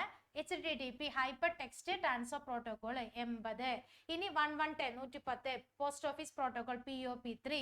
അടുത്ത 443 443 HTTP hyper text transfer protocol S. Okay, secure. ഇതൊക്കെ പ്രോട്ടോകോൾസ് നമ്പറുകൾ. ഇതിന് ഏതെങ്കിലും ഒരെണ്ണം ഷുവർ ആയിട്ടും ചോദിക്കും. അപ്പൊ ഇത് എന്തായാലും പഠിച്ചു പോകണം. അതിന്റെ ഫുൾ ഫോം കൂടി പഠിച്ചിരിക്കുന്നത് നല്ലതാണ്. ഓക്കെ, ഇനി അടുത്തതാണ്. അപ്പൊ നമ്മൾ വെബ് പേജ് ഉണ്ടാക്കാനാണെന്ന് പറഞ്ഞു. ഏതൊക്കെ വെബ് പേജുകളാണ് ഉള്ളതെന്ന് നോക്കാം. അതായത് ഈ ഒരു ചാപ്റ്ററിൽ 10 മാർക്ക് കമ്പൽസറി ആണ്. 10 മാർക്ക് എന്തായാലും കിട്ടും. അതിൽ തിയറി വളരെ കുറച്ച് വരണുള്ളൂ മക്കളെ. ആ പറഞ്ഞ തിയറി പിന്നെ ബാക്കി മൊത്തം ടാഗുകളാണ്. അപ്പൊ ഈ ഒരു ചാപ്റ്ററിൽ 2 ഡിഫറൻസ് ചോദിക്കുന്നുണ്ട്. ഒന്ന് സ്റ്റാറ്റിക് വെബ് പേജും ഡൈനാമിക് വെബ് പേജും, രണ്ടാമത്തത് ക്ലയന്റും സർവർ സൈഡും. ഈ 2 ഡിഫറൻസ് ബിറ്റ്വീൻ ഏതെങ്കിലും ഒരെണ്ണം ചോദിക്കും, ഉറപ്പാണ്. അത് ഈ ഒരു എക്സാമിനും ചോദിക്കും, നിങ്ങളുടെ മാർച്ചിലെ ബോർഡ് എക്സാമിനും കമ്പൽസറി ആയിട്ട് ചോദിക്കും. അപ്പൊ 2 തരത്തിലുള്ള വെബ് പേജ് ആണ്, സ്റ്റാറ്റിക്കും ഡൈനാമിക്കും. നമ്മൾ 3ാമത്തെ ചാപ്റ്ററിൽ പഠിച്ചു അല്ലേ. അതായത് ഗ്രൂപ്പ് കോൺസെപ്റ്റ് 2ാമത്തെ ചാപ്റ്ററിൽ പഠിച്ചു. Static dynamic polymorphism. പിന്നെ അതുപോലെ തന്നെ സ്ട്രക്ചേഴ്സിലും പഠിച്ചു. Dynamic memory allocation, static memory allocation. ഇത് സ്റ്റാറ്റിക് വെബ് പേജ്, ഇത് ഡൈനാമിക് വെബ് പേജ്. നോക്കാം, ദ കണ്ടന്റ് ഈസ് ഫിക്സ്ഡ്. സ്റ്റാറ്റിക്കിൽ കണ്ടന്റ് എന്താണ്? ഫിക്സ്ഡ് ആണ്. ഡൈനാമിക്കിൽ കണ്ടന്റ് ചേഞ്ച് ചെയ്യുന്നു. ഇവിടെ ഡാറ്റാബേസ് ഉപയോഗിക്കുന്നില്ല, അവിടെ ഡാറ്റാബേസ് ഉപയോഗിക്കുന്നു. പിന്നെ ഇവിടെ എക്സിക്യൂട്ട് ചെയ്യുന്ന ബ്രൗസറിലാണ്, അവിടെ സെർവറിൽ. ഇനി വളരെ എളുപ്പത്തിൽ ഡെവലപ്പ് ചെയ്യാൻ പറ്റും, ചെലവ് വളരെ കുറവാണ്. ഇവിടെ ഡിഫിക്കൽട്ടി ആണ്. ഓക്കെ, സിമ്പിൾ അല്ലേ? വളരെ വളരെ സിമ്പിൾ ആണ്. ഓക്കെ, കണ്ടന്റ് എന്താണ് ഫിക്സഡ്, അവിടെയാണെങ്കിൽ ചേഞ്ച് ചെയ്യാം, കണ്ടന്റുകൾക്ക് മാറ്റം വരും. ഡാറ്റാബേസ് യൂസ് ചെയ്യുന്നില്ല, ഡാറ്റാബേസ് ഉപയോഗിക്കാം. ബ്രൗസർ സപ്പോർട്ട് ചെയ്യുന്നു, അവിടെ സെർവർ ആണെങ്കിൽ ഇവിടെ എന്താണ് ഡെവലപ്പ് ചെയ്യാൻ ഈസിയാണ്, അവിടെ ഡിഫിക്കൽട്ട് യൂസ് ആണ്. ഓക്കെ, ഇതാണ് സ്റ്റാറ്റിക് ഡൈനാമിക് നമ്മൾ ഡിഫറൻസ് ആണ്. അടുത്തതാണ് ക്ലയന്റ് സൈഡ് സ്ക്രിപ്റ്റിങ്ങും സെർവർ സൈഡ് സ്ക്രിപ്റ്റിങ്ങും. വളരെ എളുപ്പമാണ് കേട്ടോ, ക്ലയന്റ് സൈഡും സെർവർ സൈഡും. വേഗം ഒന്ന് നോക്കിയേ, ക്ലയന്റ് സൈഡ് എന്താണ്, സെർവർ സൈഡ് എന്താണ്. ക്ലയന്റ് സൈഡ് ആണെങ്കിൽ സ്ക്രിപ്റ്റ് എവിടെയാണ്, ബ്രൗസറിലാണ്. ഇവിടെ ആണെങ്കിൽ സെർവറിലായിരിക്കും. സെർവറിലെല്ലാം സെർവറാണ്, ക്ലയന്റിലെല്ലാം ബ്രൗസർ ആണ് കേട്ടോ. ക്ലയന്റ് എന്ന് പറയുമ്പോൾ ബ്രൗസർ ഓർമ്മയിൽ വേണം, ഇവിടെ സെർവർ ആണ്, അത് പേരിൽ തന്നെ ഉണ്ട്. ഇനി എക്സിക്യൂട്ട് ചെയ്യുന്നത് ബ്രൗസറിലായിരിക്കും, അപ്പൊ ഇപ്പൊ എങ്ങനെയായിരിക്കും, സെർവറിലായിരിക്കും. ഓക്കെ, ഇവിടെ ബ്രൗസർ ആണെങ്കിൽ ഇവിടെ സെർവർ ആയിരിക്കും. ഇനി യൂസർ ഫോർ ഡാറ്റ വാലിഡേഷൻ, ഇവിടെ ആണെങ്കിൽ ഡാറ്റ പ്രോസസ് ചെയ്യാൻ ഉപയോഗിക്കുന്നു. ഇനി ഇവിടെ സ്റ്റാറ്റിക് ആണ്, ക്ലയന്റ് എന്ന് പറയുമ്പോൾ സ്റ്റാറ്റിക് ഡൈനാമിക് പേജ് ആണെങ്കിൽ സെർവർ എന്ന് പറയുമ്പോൾ ഡൈനാമിക് ആണ്. ഇനി ബ്രൗസർ സപ്പോർട്ട് ചെയ്യുന്നില്ല, ഡു നോട്ട് സപ്പോർട്ട് എന്താണ്, ചില ബ്രൗസേഴ്സുകളൊന്നും സപ്പോർട്ട് ചെയ്യില്ല. ഇവിടെ ആണെങ്കിൽ ഡസ് നോട്ട് എന്താണ് ഡിപ്പെൻഡ് ഓൺ ബ്രൗസർ, ഇതാണെങ്കിൽ ബ്രൗസർ ആണ്. അപ്പോൾ ഓക്കെ, അപ്പൊ ഇവിടെ നമുക്ക് നോക്കേണ്ടത് എന്താണ്, ക്ലയന്റിൽ ബ്രൗസർ ആണെങ്കിൽ സെർവറിൽ എന്തായിരിക്കും, സെർവർ ആയിരിക്കും എക്സിക്യൂട്ട് ചെയ്യുന്നത്. ആ രണ്ട് ഡിഫറൻസിൽ ഏതെങ്കിലും ഒരു ഡിഫറൻസ് കമ്പൽസറി ആയിട്ട് വരും, പഠിച്ചോളണം. ഓക്കെ, അടുത്തതാണ് ടൈപ്സ് ഓഫ് സ്ക്രിപ്റ്റ്. രണ്ട് നമ്മൾ പഠിച്ചു, ലാംഗ്വേജ് പഠിച്ചു, ക്ലയന്റ് സൈഡും സെർവർ സൈഡും പഠിച്ചു. ഇനി നമുക്കുള്ള ജാവാസ്ക്രിപ്റ്റ് ലാംഗ്വേജുകൾ കുറച്ചധികം പഠിക്കാനുണ്ട്. ആ ലാംഗ്വേജസുകൾ ഞാൻ ജസ്റ്റ് ഇവിടെ നിന്ന് എഴുതുന്നുണ്ട്. ഒന്ന് ജാവ, രണ്ട് VB, പിന്നെ PHP, ASP, JSP, പിന്നെ പേൾ ഒക്കെ വരുന്നുണ്ട്. ഓക്കെ, പേൾ വരുന്നുണ്ട്. ഓക്കെ, ഇത്രയും കുറേ എന്താണ് ജാവാസ്ക്രിപ്റ്റുകൾ, പിന്നെ അതുപോലെ കുറേ VB സ്ക്രിപ്റ്റുകളും കുറേ സ്ക്രിപ്റ്റ് ലാംഗ്വേജിലുണ്ട്. ഇത് ജാവാസ്ക്രിപ്റ്റ്, ഇത് VB സ്ക്രിപ്റ്റ്, ഇത് PHP, ഇത് ASP, ഇത് JSP, ഇത് പേൾ. ഇത് വൺ വേർഡ് ആയിട്ട് ചോദിക്കും, ഇത് ഏത് സൈഡാണ്. നമുക്ക് രണ്ട് സൈഡാണുള്ളത്. ഏതൊക്കെയാണ്, ഒന്ന് സെർവർ സൈഡും പിന്നെ ഒന്ന് ക്ലയന്റ് സൈഡും. അപ്പൊ നോക്കാം, അതായത് ഈ ജാവയും VB ഏത് സൈഡാണ് മക്കളെ, ക്ലയന്റ് സൈഡാണ്. ജാവയും VB ഏതാണ്, ക്ലയന്റ് സൈഡ്. ബാക്കിയുള്ളത് എല്ലാം എന്താണ്, സെർവർ സൈഡ്. അതായത് ചിന്തിച്ചാൽ മതി, PHP, ASP, JSP ഇതൊക്കെ P-യിലാണ് അവസാനിക്കുന്നത്. പിന്നെ പേൾ P-യിൽ തുടങ്ങുന്നത്. ഇതൊക്കെ എന്താണ്, സെർവർ സൈഡാണ്. ജാവയും VB മാത്രം എന്തിലാണ്, ക്ലയന്റിൽ. ഇത് വൺ വേർഡ് ചോദിക്കാറുണ്ട്, അതുകൊണ്ടാണ് ഇപ്പൊ പറഞ്ഞു വന്നത്. ഇത് ടൈപ്സ് ഓഫ് സ്ക്രിപ്റ്റ് ലാംഗ്വേജ് ആണ്. അപ്പൊ അത് ഏതിലൊക്കെ വരുന്നത് നോക്കാം. ഓക്കെ, അടുത്തൊരു ക്വസ്റ്റ്യൻ ആണ് cascading style sheet. It's very very very very important. Okay, cascading style sheet. Note കാണുമ്പോൾ വിചാരിക്കും കുറേ ഉണ്ടെന്ന്, പക്ഷെ വളരെ സിമ്പിൾ ആണ്. അത് അങ്ങനെ തന്നുള്ളൂ. അത് നിങ്ങൾക്ക് ഷോർട്ടാക്കി എഴുതാൻ പറ്റുമെങ്കിൽ അത് എഴുതുക. അതിൽ പ്രധാനപ്പെട്ട കുറച്ച് കാര്യങ്ങളുണ്ട്, അത് മാത്രം അണ്ടർലൈൻ ചെയ്ത് പഠിച്ചു വെക്കാം. Okay, CSS. ഓക്കെ, നോക്കാം നമുക്ക് CSS എന്താണ്, കാസ്കേഡിംഗ് സ്റ്റൈൽ ഷീറ്റ് അല്ലേ. സ്റ്റൈൽ എന്ന് പറഞ്ഞാൽ നിങ്ങൾക്ക് എല്ലാവർക്കും അറിയാം അല്ലേ. നമ്മളിപ്പോൾ എവിടെയെങ്കിലും പുറത്തൊക്കെ പോകണമെങ്കിൽ നമ്മൾ സ്റ്റൈലായിട്ടൊക്കെ പോവുള്ളൂ. അപ്പൊ സ്റ്റൈൽ എന്ന് പറഞ്ഞാൽ കുറച്ച് ഭംഗിയാക്കുക അല്ലേ, ഭംഗിയാക്കുന്നതിനാണ് നമ്മൾ സ്റ്റൈൽ എന്ന് പറയുന്നത്. അപ്പൊ it is a style sheet language. ഇത് എന്താണ്, ഒരു സ്റ്റൈൽ ഷീറ്റ് ലാംഗ്വേജ് ആണ്. അപ്പൊ അതിന്റെ അർത്ഥം എന്താണ്, കളർ ഉണ്ടാവാം അല്ലേ, അലൈൻമെന്റ് ഉണ്ടാവാം, മെഷർമെന്റ് ഉണ്ടാവാം, സൈസ് ഉണ്ടാവാം. അപ്പൊ it is a style sheet language used for specifying common format like colour of text, font size, ഫോണ്ടിന്റെ സൈസ് കൂട്ടാൻ, കളർ കൊടുക്കാൻ, മെഷർമെന്റ് കൊടുക്കാൻ, HTML കോഡിലേക്ക് ഒരു പ്രത്യേക തരം ലാംഗ്വേജ്, ഷീറ്റ് ലാംഗ്വേജിനെയാണ് നമ്മൾ CSS എന്ന് പറയുന്നത്. CSS എന്താണെന്നല്ല ചോദിക്കുന്നത്, CSSന്റെ ടൈപ്പുകൾ ചോദിക്കും. 3 രീതിയിലാണ് ടൈപ്പുകൾ, ഇൻലൈൻ, എംബഡഡ്, ലിങ്ക്ഡ്. ഏതൊക്കെയാണ്, ഇൻലൈൻ, എംബഡഡ്, ലിങ്ക്ഡ്. അത് അങ്ങനെ തന്നെ പഠിക്കണം. ഇൻലൈൻ എന്ന് പറഞ്ഞാൽ ബോഡി സെക്ഷന്റെ ഉള്ളിൽ. അപ്പൊ നമുക്ക് വഴിയെ പറയും എന്താണ് ബോഡി സെക്ഷൻ എന്ന് പറഞ്ഞുതരാം. ബോഡിക്കുള്ളിൽ കൊടുക്കുന്നതാണ് ഇൻലൈൻ. എംബഡ് എന്ന് വെച്ചാൽ ഹെഡിന്റെ ഉള്ളിൽ കൊടുക്കുന്നത്. ഇനി ലിങ്ക്ഡ് എന്ന് വെച്ചാൽ പുറത്ത് ഫയൽ, ഇതൊന്നും അല്ലാണ്ട് വേറൊരു സെപ്പറേറ്റ് ഫയലിനെയാണ് നമ്മൾ ലിങ്ക്ഡ് എന്ന് പറയുന്നത്. അപ്പൊ CSS 3 രീതിയിലാണ്, ഇൻലൈൻ, എംബഡഡ്, ലിങ്ക്ഡ്. ഇൻലൈൻ എന്ന് പറഞ്ഞാൽ ബോഡി സെക്ഷനുള്ളിൽ കൊടുക്കുന്നത്, അതുപോലെ തന്നെ എംബഡ് എന്ന് പറഞ്ഞാൽ ഹെഡ് സെക്ഷന്റെ ഉള്ളിൽ കൊടുക്കുന്നത്. പിന്നെ അത് ലിങ്ക്ഡ് എന്ന് പറഞ്ഞാൽ ഇത് രണ്ടിലും അല്ല, പുറത്ത്. അതായത് CSS എന്ന് പറഞ്ഞാൽ വേറൊരു പുറത്ത് ഒരു എന്താണ് എക്സ്റ്റൻഷൻ ഉണ്ടാക്കി ക്രിയേറ്റ് ചെയ്യുന്നതിനാണ് നമ്മൾ എന്ത് പറയുന്നത്, ലിങ്ക്ഡ് എന്ന് പറയുന്നത്. അപ്പൊ CSS എന്ന് വെച്ചാൽ പ്രത്യേക സ്റ്റൈൽ ഷീറ്റ് ആണ്. അത് പലതരത്തിൽ കളറും സൈസും കൊടുക്കാൻ നമ്മൾ CSS യൂസ് ചെയ്യുന്നത്. CSSനെ 3 രീതിയിലാണ്. ഏതൊക്കെയാണ്, ഇൻലൈൻ ബോഡിക്കുള്ളിൽ കൊടുക്കുന്നത്, അതുപോലെ എംബഡഡ് ഹെഡിന്റെ ഉള്ളിൽ കൊടുക്കുന്നത്, ഇനി ലിങ്ക്ഡ് എന്ന് പറഞ്ഞാൽ പുറത്ത് കൊടുക്കുന്നത്, പുറത്ത് പുതിയൊരു ഫയൽ ഉണ്ടാക്കിയിട്ട് അതിൽ കൊടുക്കുന്നതാണ് ലിങ്ക്ഡ് എന്ന് പറഞ്ഞത്. അപ്പൊ അതിന്റെ ഗുണങ്ങൾ എന്തൊക്കെയായിരിക്കും, കോഡ് റീയൂസ് ചെയ്യാൻ പറ്റും, പിന്നെ അതുപോലെ തന്നെ നമുക്ക് എല്ലാ വെബ് പേജിലേക്കും എല്ലാ സൈറ്റിലേക്കും ഇത് അവൈലബിൾ ആണ്. ഇതൊക്കെയാണ് എൻ്റെ ഗുണങ്ങളായിട്ട് വരുന്നത്. ഓക്കെ, ഇത്രയും തിയറി പോർഷൻസ് നമുക്ക് പഠിക്കാനുണ്ട് HTML. അതായത് ഈ വെബ് ടെക്നോളജിയിൽ 10 മാർക്കിൽ ഇത്രയും തിയറി പാർട്ടുകളുള്ളത്. ബാക്കിയുള്ളതെല്ലാം മക്കളെ കോഡുകളാണ്. കോഡ് മീൻസ് ടാഗ് എന്ന് പറയാം. HTML 2 തരത്തിലുള്ള ടാഗുകളാണ് നമുക്ക് മെയിൻ ആയിട്ട് വരുന്നത്. ഒന്ന് empty ടാഗും രണ്ടാമത്തത് കണ്ടെയ്നർ ടാഗും. വളരെ സിമ്പിൾ 2 സംഭവങ്ങളാണ് പറയാൻ പോണത്. കണ്ടെയ്നർ, ഓക്കെ, ഇതാണ് കണ്ടെയ്നർ. ഓപ്പണിംഗ് ഉണ്ട്, ക്ലോസിംഗ് ഉണ്ട്. ഓപ്പണിംഗ് ഉണ്ട്, ക്ലോസിംഗ് ഉണ്ട്. ഇത് empty, എന്ത് മാത്രമേ ഉള്ളൂ? ഓപ്പണിംഗ് മാത്രമേ ഉള്ളൂ. ഒരു ടാഗ് ഓപ്പൺ ചെയ്യുന്നത് ഇങ്ങനെയാണ്, ഇതാണ് ഓപ്പൺ എന്ന് പറയുന്നത്. ഇനി ക്ലോസ് ചെയ്യുന്നത് ഇങ്ങനെയാണ്. ഓക്കെ, അപ്പൊ ആംഗിൾ ബ്രാക്കറ്റിനെയാണ് നമ്മൾ ടാഗ് എന്ന് പറയുന്നത്. 2 തരത്തിലുള്ള ടാഗ് ഉണ്ട്, കണ്ടെയ്നർ ഉണ്ട്, empty ഉണ്ട്. കണ്ടെയ്നർ എന്ന് വെച്ചാൽ എന്താണ്? ഓപ്പണിംഗ് ഉണ്ട്, ക്ലോസിംഗ് ഉണ്ട്. empty എന്ന് പറഞ്ഞാൽ ഓപ്പണിംഗ് മാത്രമുള്ളൂ. ഇത് എപ്പോഴും ചോദിക്കും കേട്ടോ. അപ്പൊ നോക്കുക, 2 types of tags, empty tag and container tag. empty tag എന്ന് വെച്ചാൽ ഓപ്പണിംഗ് ഉണ്ട്, ക്ലോസിംഗ് ഉണ്ട്. കണ്ടെയ്നർ എന്ന് വെച്ചാൽ കണ്ടെയ്നർ ടാഗ് എന്ന് വെച്ചാൽ ഓപ്പണിംഗ് ഉണ്ട്, ക്ലോസിംഗ് ഉണ്ട്. empty എന്ന് പറഞ്ഞാൽ എന്ത് മാത്രമേ ഉള്ളൂ? ഓപ്പണിംഗ് മാത്രം വരുന്നുള്ളൂ. ഓക്കെ, ഇനി അത് ആകെ നമുക്ക് ആ ഒരു ഡിഫറൻസ് മാത്രമേ ഇതിൽ പറയാനുള്ളൂ. പക്ഷെ 2 മാർക്കിന്റെ ഒരു ചോദ്യം ചോദിച്ചാൽ നിങ്ങൾ എന്ത് ചെയ്യണം? എക്സാമ്പിൾ എഴുതണം. ഓക്കെ, എക്സാമ്പിൾ എഴുതണ്ടേ? അപ്പൊ എങ്ങനെ ഒരു കണ്ടെയ്നർ എക്സാമ്പിൾ എഴുതണത്? അതെ, ഓപ്പൺ ചെയ്തു, HTML ഓപ്പൺ ചെയ്തു, ക്ലോസ് ചെയ്തു, HTML ക്ലോസ് ചെയ്തു. കണ്ട, ഇത്രേ ഉള്ളൂ. കണ്ട, അപ്പൊ ഓപ്പണിംഗ് കൊണ്ട് ക്ലോസിംഗ് കൊണ്ട് കണ്ടെയ്നർ ആണ്. empty ടാഗ് ആകെ 3-4 ടാഗുകളൊന്നും കാണാണ്ട് പഠിച്ചു വെക്കാം നിങ്ങൾ.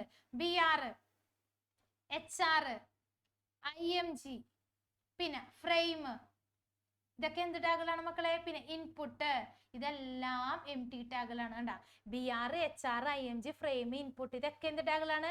empty tag. ഓപ്പണിംഗ് മാത്രമേ ഉള്ളൂ, ക്ലോസിംഗ് ഇല്ല. അപ്പൊ ഇത്രയും പഠിച്ചു വെച്ചാൽ പോരെ. ഇത് കാണാതെ പഠിച്ച ബാക്കിയുള്ള ടാഗുകളൊക്കെ എന്താണ്?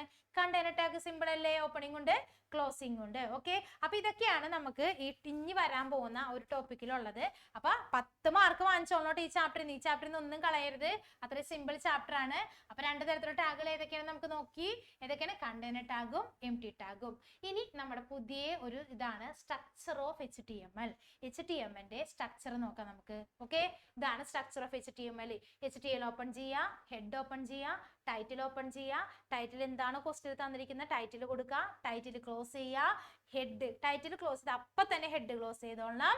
ബോഡി ഓപ്പൺ ചെയ്യുക, നമുക്ക് ആവശ്യമായിട്ടുള്ള കോഡ് എഴുതാ, ബോഡി ക്ലോസ് ചെയ്യുക, HTML ക്ലോസ് ചെയ്യുക. ഇതാണ് സ്ട്രക്ചർ ഓഫ് HTML. ഓക്കെ, ഇനി നമുക്ക് സ്ട്രക്ചർ കഴിഞ്ഞാൽ ഓരോന്നിന്റെ ആട്രിബ്യൂട്ട്സ്. ഇപ്പൊ സ്ട്രക്ചർ പഠിച്ചോളണം കേട്ടോ.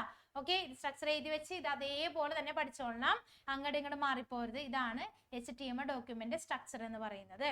ഓക്കെ, അടുത്തതാണ് ആട്രിബ്യൂട്ട്സ്. ആട്രിബ്യൂട്ട് എന്ന് വെച്ച് കഴിഞ്ഞാൽ നമ്മുടെ ടാഗുകൾക്ക് അല്ലെങ്കിൽ വെബ് ബ്രൗസറിലേക്ക് കളർ കൊടുക്കാൻ, അതായത് ആകർഷകപരമാക്കാനാണ് നമ്മൾ ടാഗുകൾ. എപ്പോഴും ടാഗുകൾ ഉള്ളിലായിരിക്കും എഴുതേണ്ടത്. ഫോർ എക്സാമ്പിൾ ഇപ്പോൾ ഒരു കാണിച്ചു തരാം. ഇപ്പൊ നമുക്ക് ബോഡി എന്നുള്ളത് ഒരു ടാഗ് പഠിക്കാനുണ്ട് അല്ലേ?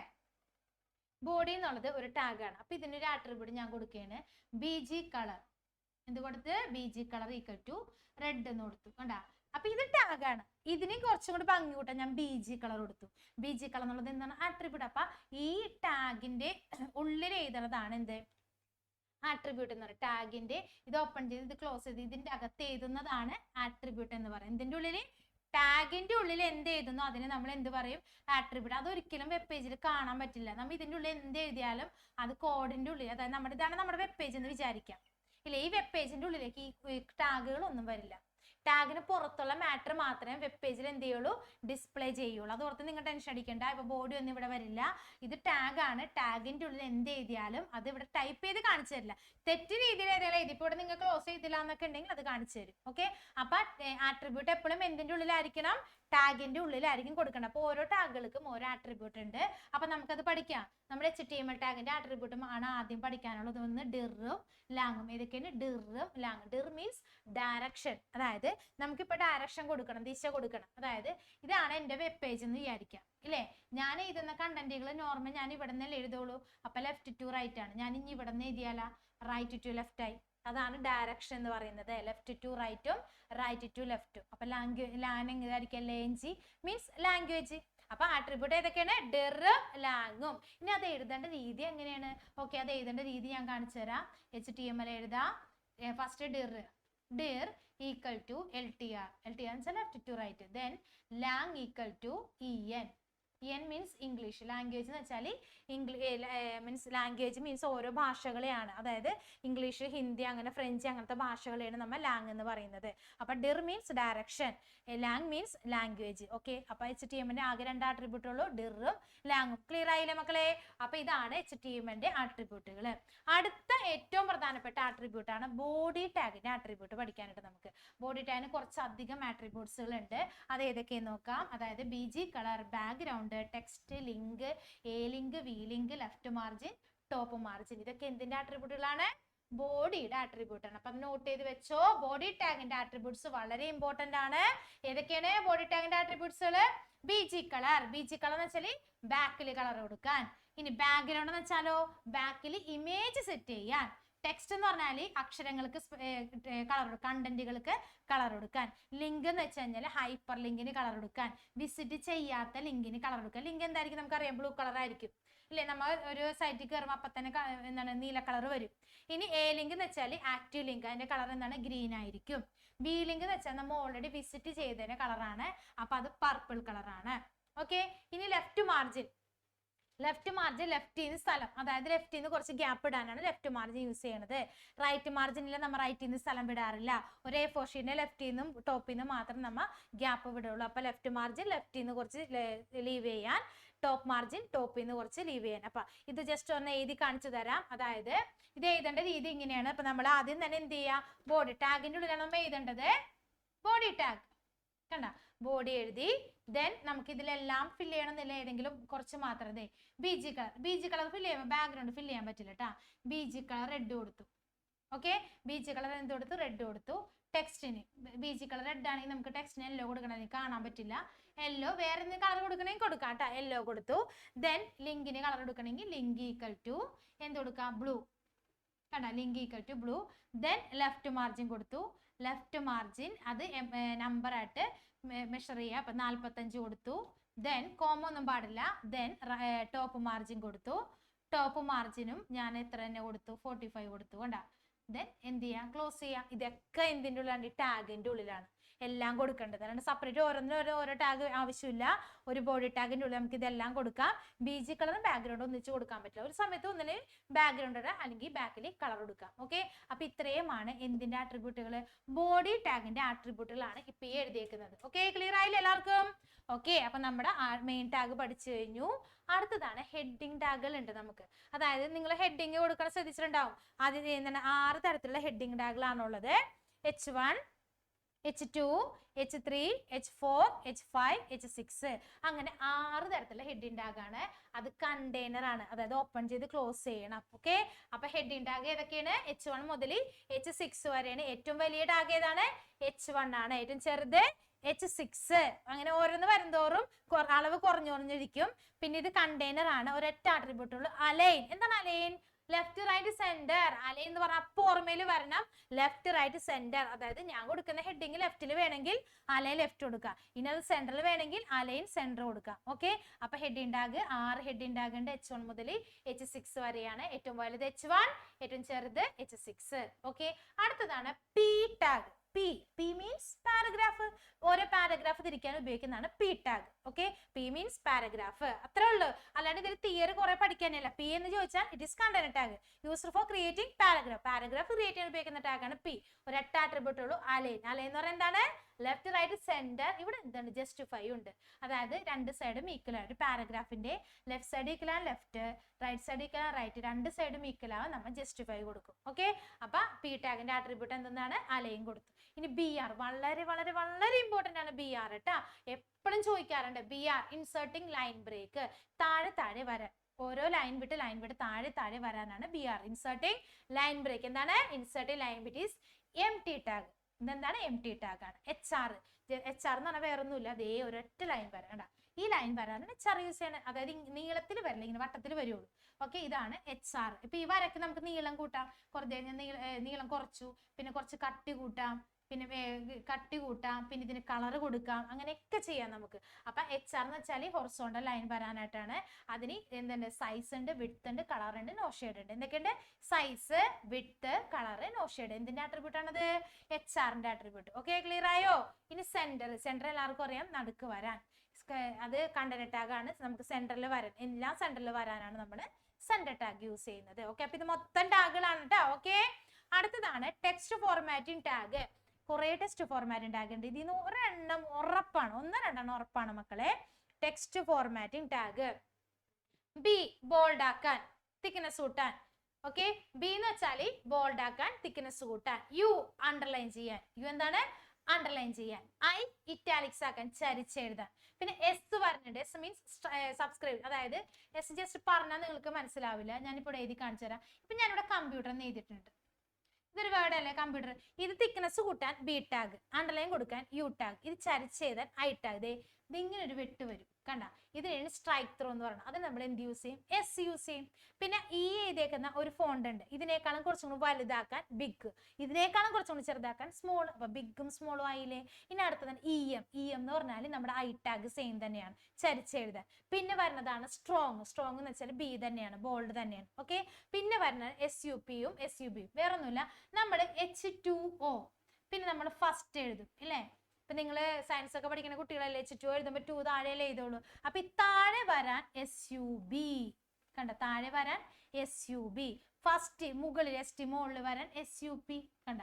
അപ്പൊ മുകളിൽ വരാൻ SUP, താഴെ വരാൻ SUB. സൂപ്പർ സ്ക്രിപ്റ്റും സബ്സ്ക്രിപ്റ്റും. പിന്നെ നമുക്ക് എഴുതിയേക്കണില്ലേ ഡബിൾ കോട്ട്സ് വേണം. അപ്പൊ ക്യൂ ടാഗ്.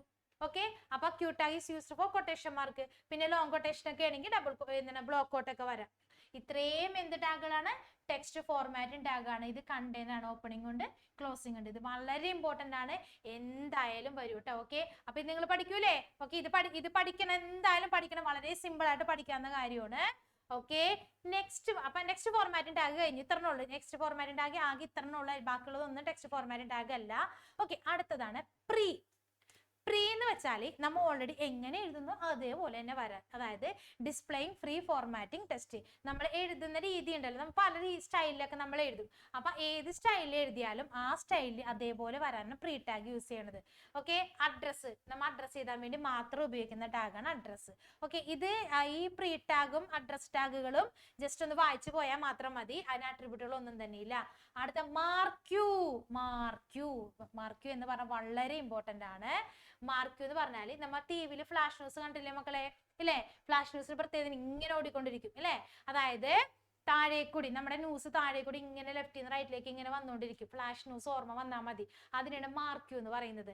അതായത് സാധാരണ എന്താണ്, ഇതിങ്ങനെയാണ്, ഇവിടെ നിന്ന് ഇങ്ങനെ വന്നോണ്ടിരിക്കും, ന്യൂസ് ഇങ്ങനെ പോയിക്കൊണ്ടിരിക്കും അല്ലെ. ഫ്ലാഷ് ന്യൂസ് ഇങ്ങനെ വന്നോണ്ടിരിക്കും, വന്നിങ്ങനെ പോയി പിന്നെയും ചുറ്റി ഇങ്ങനെ വന്നോണ്ടിരിക്കും. അപ്പൊ ഇതിനെ സ്ക്രോൾ ചെയ്യാന്ന് പറയും, അല്ലെങ്കിൽ മൂവ് ചെയ്യാന്ന് പറയും. അതായത് സ്ക്രോളിങ്, അത് വെർട്ടിക്കലി ചെയ്യും, ഹൊറിസോണ്ടൽ. വെർട്ടിക്കലി ഹൊറിസോണ്ടൽ വരാൻ കാരണത് എനിക്ക് മുകളിൽ നിന്ന് ചാടി വേണം, താഴെ നിന്ന് മുകളിലേക്ക് ഓടാം, ലെഫ്റ്റിൽ നിന്ന് റൈറ്റിലേക്ക്, റൈറ്റിൽ നിന്ന് ലെഫ്റ്റിലേക്ക് വരണം, പല രീതിയിലേക്ക് വന്നില്ലേ. അതാണ് മാർക്യൂ. അതായത് ഈ ടെക്സ്റ്റുകളോ അല്ലെങ്കിൽ അതുപോലെ തന്നെ പിക്ചറുകളോ സ്ക്രോൾ ചെയ്യാനാണ് നമ്മൾ എന്ത് യൂസ് ചെയ്യണത്, മാർക്യൂ ടാഗ് യൂസ് ചെയ്യണം. അപ്പൊ അതിന് കുറെ ആട്രിബ്യൂട്ടുകൾ ഉണ്ട്. ഏതൊക്കെയാണ് ആ കുറെ ആട്രിബ്യൂട്ടുകൾ നമുക്ക് നോക്കാം. ഡയറക്ഷൻ ഉണ്ട്, ബിഹേവിയർ ഉണ്ട്, പിന്നെ width, height, scroll amount, scroll delay, H space, V space, അങ്ങനെ ഒരു ഏകദേശം ഒരു 8 or 9 ആട്രിബ്യൂട്ടുകൾ മാർക്യൂ ടാഗിനുണ്ട്. 5 എണ്ണമെങ്കിലും മക്കൾ പഠിച്ചിട്ട് പോകണം. മാർക്യൂ എന്ന് പറഞ്ഞാൽ എന്താണ്, ചലിച്ചുകൊണ്ടിരിക്കുക, മൂവ് ചെയ്യുക. ആ മൂവ് ചെയ്യുന്നത് മുകളിൽ നിന്ന് ചെയ്യാം, താഴെ നിന്ന് ചെയ്യാം. ഓക്കെ, ക്ലിയർ ആയില്ലേ. ഓക്കെ, അടുത്തതാണ് ഡിവ്. ഡിവ് ടാഗ് എന്ന് വെച്ചാൽ പാരഗ്രാഫ് ടാഗിന് മറ്റൊരു ഇതാണ്. ഡിവ് എന്ന് പറഞ്ഞാൽ ഡിവിഷൻ ചെയ്യാൻ, മുറിക്കാൻ, ഡിവിഷൻ ചെയ്യാനാണ് ഡിവ് എന്ന് പറയുന്നത്. അതിന്റെ ആട്രിബ്യൂട്ട് ആണ് അലൈനും ഐഡിയും. എന്തൊക്കെയാണ്, അലൈനും ഐഡിയും, പിന്നെ സ്റ്റൈലും വരുന്നുണ്ട്. Okay, font. ഫോണ്ട് എന്ന് പറഞ്ഞാൽ അക്ഷരങ്ങളുടെ സ്റ്റൈൽ കൊടുക്കാൻ, കളർ കൊടുക്കാൻ, സൈസ് കൊടുക്കാൻ. ഫോണ്ട് എന്ന് വെച്ചാൽ കളർ കൊടുക്കാം, സ്റ്റൈൽ മീൻസ് ഫേസ് കൊടുക്കാം, ഫേസ് പിന്നെ സൈസും കൊടുക്കാം. പിന്നെ ഇമേജ്, ഒരു വെബ് പേജിലേക്ക് പിക്ചർ ഇൻസേർട്ട് ചെയ്യാൻ, എന്ത് ചെയ്യാൻ, ഇൻസേർട്ട് ചെയ്യാൻ ഉപയോഗിക്കുന്ന ടാഗാണ് IMG. ഒരു വെബ് പേജിലേക്ക് പിക്ചർ ഇൻസേർട്ട് ചെയ്യാൻ ഉപയോഗിക്കുന്ന ടാഗ് IMG. അത് മറന്നു പോകരുത്. പിക്ചർ ഇൻസേർട്ട് ചെയ്യാൻ ഉപയോഗിക്കുന്ന ടാഗ് IMG. ഈ IMGയുടെ കൂടെ ഒരാളെ നമുക്ക് ചേർക്കണം. IMG SRC, IMG SRC, IMG SRC എന്ന് 3-4 തവണ വായിച്ചു. IMG പഠിക്കുമ്പോൾ തന്നെ അപ്പൊ തന്നെ SRC പഠിഞ്ഞു. അപ്പൊ പഠിച്ചോളൂ കേട്ടോ. SRC ഇട്ടിട്ട് ഇവിടെയാണ് പിക്ചറിന്റെ പേര് കൊടുക്കുന്നത്. ഇപ്പൊ ഞാനിപ്പോ ഇവിടെ pic.jpg, പിക് മീൻസ് പിക്ചർ ആണ്, JPG ഇങ്ങനെ കൊടുത്തോളൂ കേട്ടോ. അതായത് JPG എന്ന് ഉദ്ദേശിക്കുന്ന പാത്താണ്. നിങ്ങൾക്ക് വരാ ഏത് പിക്ചറാണോ ആ പിക്ചറിന്റെ പേര് കൊടുക്കുക, JPG കൊടുക്കുക. IMG SRC. ഈ IMGയുടെ ഒഴിച്ചുവിടാൻ പറ്റാത്ത ഒരാളാണ് എന്ത് SRC. അപ്പൊ ഒരു പിക്ചർ ഇൻസേർട്ട് ചെയ്യണമെങ്കിൽ നമ്മൾ ഏത് ടാഗ് കൊടുക്കണം? അതായത് SRC കൊടുക്കണം. പിക്ചർ സെറ്റ് ചെയ്യാനോ അപ്പൊ നമ്മ ബോഡി ടാഗിൽ ബാക്ക്ഗ്രൗണ്ടിൽ കൊടുക്കണം. പിക്ചർ ഇൻസേർട്ട് ചെയ്യാൻ ഒരു വെബ് പേജിലേക്ക് പിക്ചർ ഇൻസേർട്ട് ചെയ്യാൻ ഉപയോഗിക്കുന്ന ടാഗ് ഏതാണ്? IMG. ഓക്കെ, ആ IMG ടാഗിന്റെ ആട്രിബ്യൂട്ട്സ് ഒക്കെ അവിടെ തന്നിട്ടുണ്ട്. ഏതൊക്കെയാണ് വേഗം നോക്കാം. SRC മെയിൻ ആട്രിബ്യൂട്ട് ആണ്. അത് കൂടാതെ നമുക്ക് പിക്ചറിന് വിഡ്ത്ത് കൊടുക്കാം, ഹൈറ്റ് കൊടുക്കാം, അലൈൻ കൊടുക്കാം, വി സ്പേസ് കൊടുക്കാം, പിക്ചറിന് ചുറ്റും ബോർഡർ കൊടുക്കാം. ഇതൊക്കെ എന്തിന്റെ ആട്രിബ്യൂട്ട് ആണ്? IMGയുടെ ആട്രിബ്യൂട്ടുകളാണ്. ഓക്കെ, അപ്പൊ IMG എന്ന് പറഞ്ഞാൽ പിക്ചർ ഇൻസേർട്ട് ചെയ്യാൻ ഉപയോഗിക്കുന്ന ടാഗ് ആണ്. ഇനി നമുക്ക് ചെറിയൊരു ക്വസ്റ്റ്യൻ ഉണ്ട്, നമുക്ക് ആ ക്വസ്റ്റ്യൻ ചെയ്യാം. അതായത് പ്രീവിയസ് ഇയർ വന്നൊരു ക്വസ്റ്റ്യൻ ആണ്. അതായത് സ്പെഷ്യൽ ക്യാരക്ടർ ഫംഗ്ഷൻസ് വെച്ചിട്ട് വരുന്ന ഒരു ക്വസ്റ്റ്യൻ ആണ്. ഓക്കെ, അത് വളരെ സിമ്പിൾ ആയിട്ടുള്ള ഒരു കാര്യമാണ്. അതായത് A greater less than B, ഇങ്ങനെ ഒരു ക്വസ്റ്റ്യൻ തന്നെയാണ്. അല്ലെങ്കിൽ A square greater than B square. Just ഒന്ന് തന്നെന്നുള്ളട്ടെ, ഇതേപോലെയൊക്കെ പറഞ്ഞാൽ ഇത് ഇമ്പോർട്ടൻ്റ്, ഇത് വന്നിട്ടുണ്ട്, ഇതിനു മുമ്പ് വന്നൊരു ക്വസ്റ്റ്യൻ ആണ്. ഇങ്ങനെ തന്നു കഴിഞ്ഞാൽ എങ്ങനെ ചെയ്യാം എന്നാണ്. ഓക്കെ, വളരെ സിമ്പിൾ ആയിട്ട് ചെയ്യാം. ആദ്യം തന്നെ സിമ്പിൾ പഠിക്കണം. അതായത് ഇത് എന്താണ്? ലെസ് ദാൻ ആണ്. ഇതെന്താണ്? ലെസ് ദാൻ സിമ്പിൾ ആണ്. ഓക്കെ, ഇതാണെങ്കിൽ ഗ്രേറ്റർ ദാൻ. ഇത് എല്ലാവർക്കും അറിയാലോ. ഓക്കെ, സിമ്പിൾ നമുക്ക് എല്ലാവർക്കും അറിയാവുന്നതാണ്. അപ്പൊ ലെസ് ദാനും ഗ്രേറ്റർ. അപ്പൊ നമുക്ക് ഇതിന്റെ കോഡ് എഴുതാം. ഓക്കെ, അപ്പൊ A ലെസ് ദാൻ B. ഞാൻ ഇതിന്റെ കോഡ് എഴുതാൻ പോവേം കേട്ടോ. ഓക്കെ, ആദ്യം ഇതിനെ കഴിഞ്ഞിട്ട് ഇത് കാണിച്ചു തരാം. ഫസ്റ്റ് കോഡ് എഴുതുമ്പോൾ HTML നമ്മുടെ സ്ട്രക്ചർ നോക്കാം. HTML head, title. ഈ ടൈറ്റിൽ നിങ്ങൾക്ക് ആ സമയത്ത് കിട്ടിയില്ലെങ്കിൽ നിങ്ങളുടെ ക്വസ്റ്റ്യൻ നമ്പർ എഴുതി വെച്ചാൽ മതി. അതല്ലെങ്കിൽ നമുക്ക് ഇഷ്ടമുള്ളത് എന്തെങ്കിലും കൊടുക്കാം. അപ്പൊ ഞാനിപ്പോ ഇവിടെ വർക്ക് വേണമെന്ന് കൊടുത്തു, അല്ലെങ്കിൽ പേജ് വേണമെന്ന് എന്ത് വേണമെങ്കിൽ കൊടുക്കാം. ദെൻ അപ്പൊ തന്നെ ടൈറ്റിൽ അങ്ങോട്ട് ക്ലോസ് ചെയ്യാം. ദെൻ ഹെഡ് ക്ലോസ് ചെയ്യാം. അതിനുശേഷം ബോഡി ഓപ്പൺ ചെയ്യാം. എന്നിട്ട് A ആണ് എഴുതേണ്ടത്. A എഴുതാം. ഇനി ഈ സിമ്പിൾ നമ്മൾ ഇങ്ങനെ സാധാരണ ഓർമ്മ എല്ലാവരും ഈ സിമ്പിളോട് അങ്ങനെ ഇട്ടാൽ മാർക്ക് കിട്ടില്ല. ഈ സിമ്പിളിന്റെ പേരാണ് ലെസ് ദാൻ അല്ലെ. ലെസ് ദാൻ എന്ന് പറയുമ്പോൾ ആംബർസാൻ LT എഴുതാം, സെമിക്കോളൻ എഴുതാം. അപ്പൊ എന്ത് വരും? ലെസ് ദാൻ വരും. എന്നിട്ട് B എഴുതാം. കഴിഞ്ഞു. ദെൻ ബോഡി ക്ലോസ് ചെയ്യാം. ദെൻ അവസാനം HTML ക്ലോസ് ചെയ്യാം. ഇത്രയേ ഉള്ളൂ കാര്യം. കണ്ടാ? ഇനി അതേപോലെ അവിടെ ഗ്രേറ്റർ ദാൻ ആണെങ്കിലോ ആംബർസാൻ GT ഇട്ടാൽ മതി. ക്യാപിറ്റൽ സ്മോൾ ലെറ്റർ, അത് നമുക്ക് ഇഷ്ടമല്ല, കേസ് സെൻസിറ്റീവ് അല്ല. HTML എന്നുള്ളത് കേസ് സെൻസിറ്റീവ്, എങ്ങനെ വേണമെങ്കിലും എഴുതാം. ഇനി അവിടെ A square plus B square ആണ് വന്നതെന്ന് വിചാരിക്കും. അപ്പൊ നമ്മൾ എന്ത് ചെയ്യണം? A square. A ആദ്യം എഴുതണം. 2 സ്ക്വയർ അല്ലേ, മുകളിലല്ലേ. അപ്പൊ എന്ത് എഴുതണം? SUP. കണ്ട? മുകളിൽ വരും. 2 എഴുതാം. ഇനി ഒന്ന് മുകളിലല്ല, അപ്പൊ തന്നെ SUP ക്ലോസ് ചെയ്യണം. അതല്ലെങ്കിൽ ബാക്കിയുള്ളത് മുകളിൽ വരും. കണ്ട് പ്ലസ് എഴുതാം. ദെൻ B എഴുതാം. മുകളിലാണ് 2 കിടക്കുന്നത്. SUP എഴുതാം, 2 എഴുതാം. ദെൻ SUP ക്ലോസ് ചെയ്യാം. കണ്ട? കഴിഞ്ഞു. വളരെ സിമ്പിൾ ആണ്. അപ്പൊ ഇതൊക്കെ സ്പെഷ്യൽ ക്യാരക്ടേഴ്സിൽ വരുന്നതാണ്. അപ്പൊ ഇത്രയും ഉള്ളൂ നമ്മുടെ വെബ് ടെക്നോളജിയിൽ പഠിക്കാനായിട്ട്. വളരെ സിമ്പിൾ ആണ്. അപ്പൊ നമ്മൾ ഇന്ന് ഡിസ്കസ് ചെയ്ത 4 ചാപ്റ്റേഴ്സ് ആണ്. Structures and pointers, ഊപ്പ് concept, data structure and pointers, ലാസ്റ്റത്തെ വെബ് ടെക്നോളജി. ഓക്കെ, ഇത് ഫുള്ളായിട്ട് നിങ്ങൾ ഒന്ന് കവർ ചെയ്യുക. ഇത് പഠിച്ചു കഴിഞ്ഞാൽ ഫുൾ മാർക്ക് കിട്ടും കേട്ടോ നിങ്ങൾക്ക്. ഓക്കെ, അപ്പൊ എല്ലാവരും നന്നായിട്ട് പഠിക്കുക, നന്നായിട്ട് പ്രാർത്ഥിച്ച് എക്സാമിനൊക്കെ പോകുക. Okay, bye bye.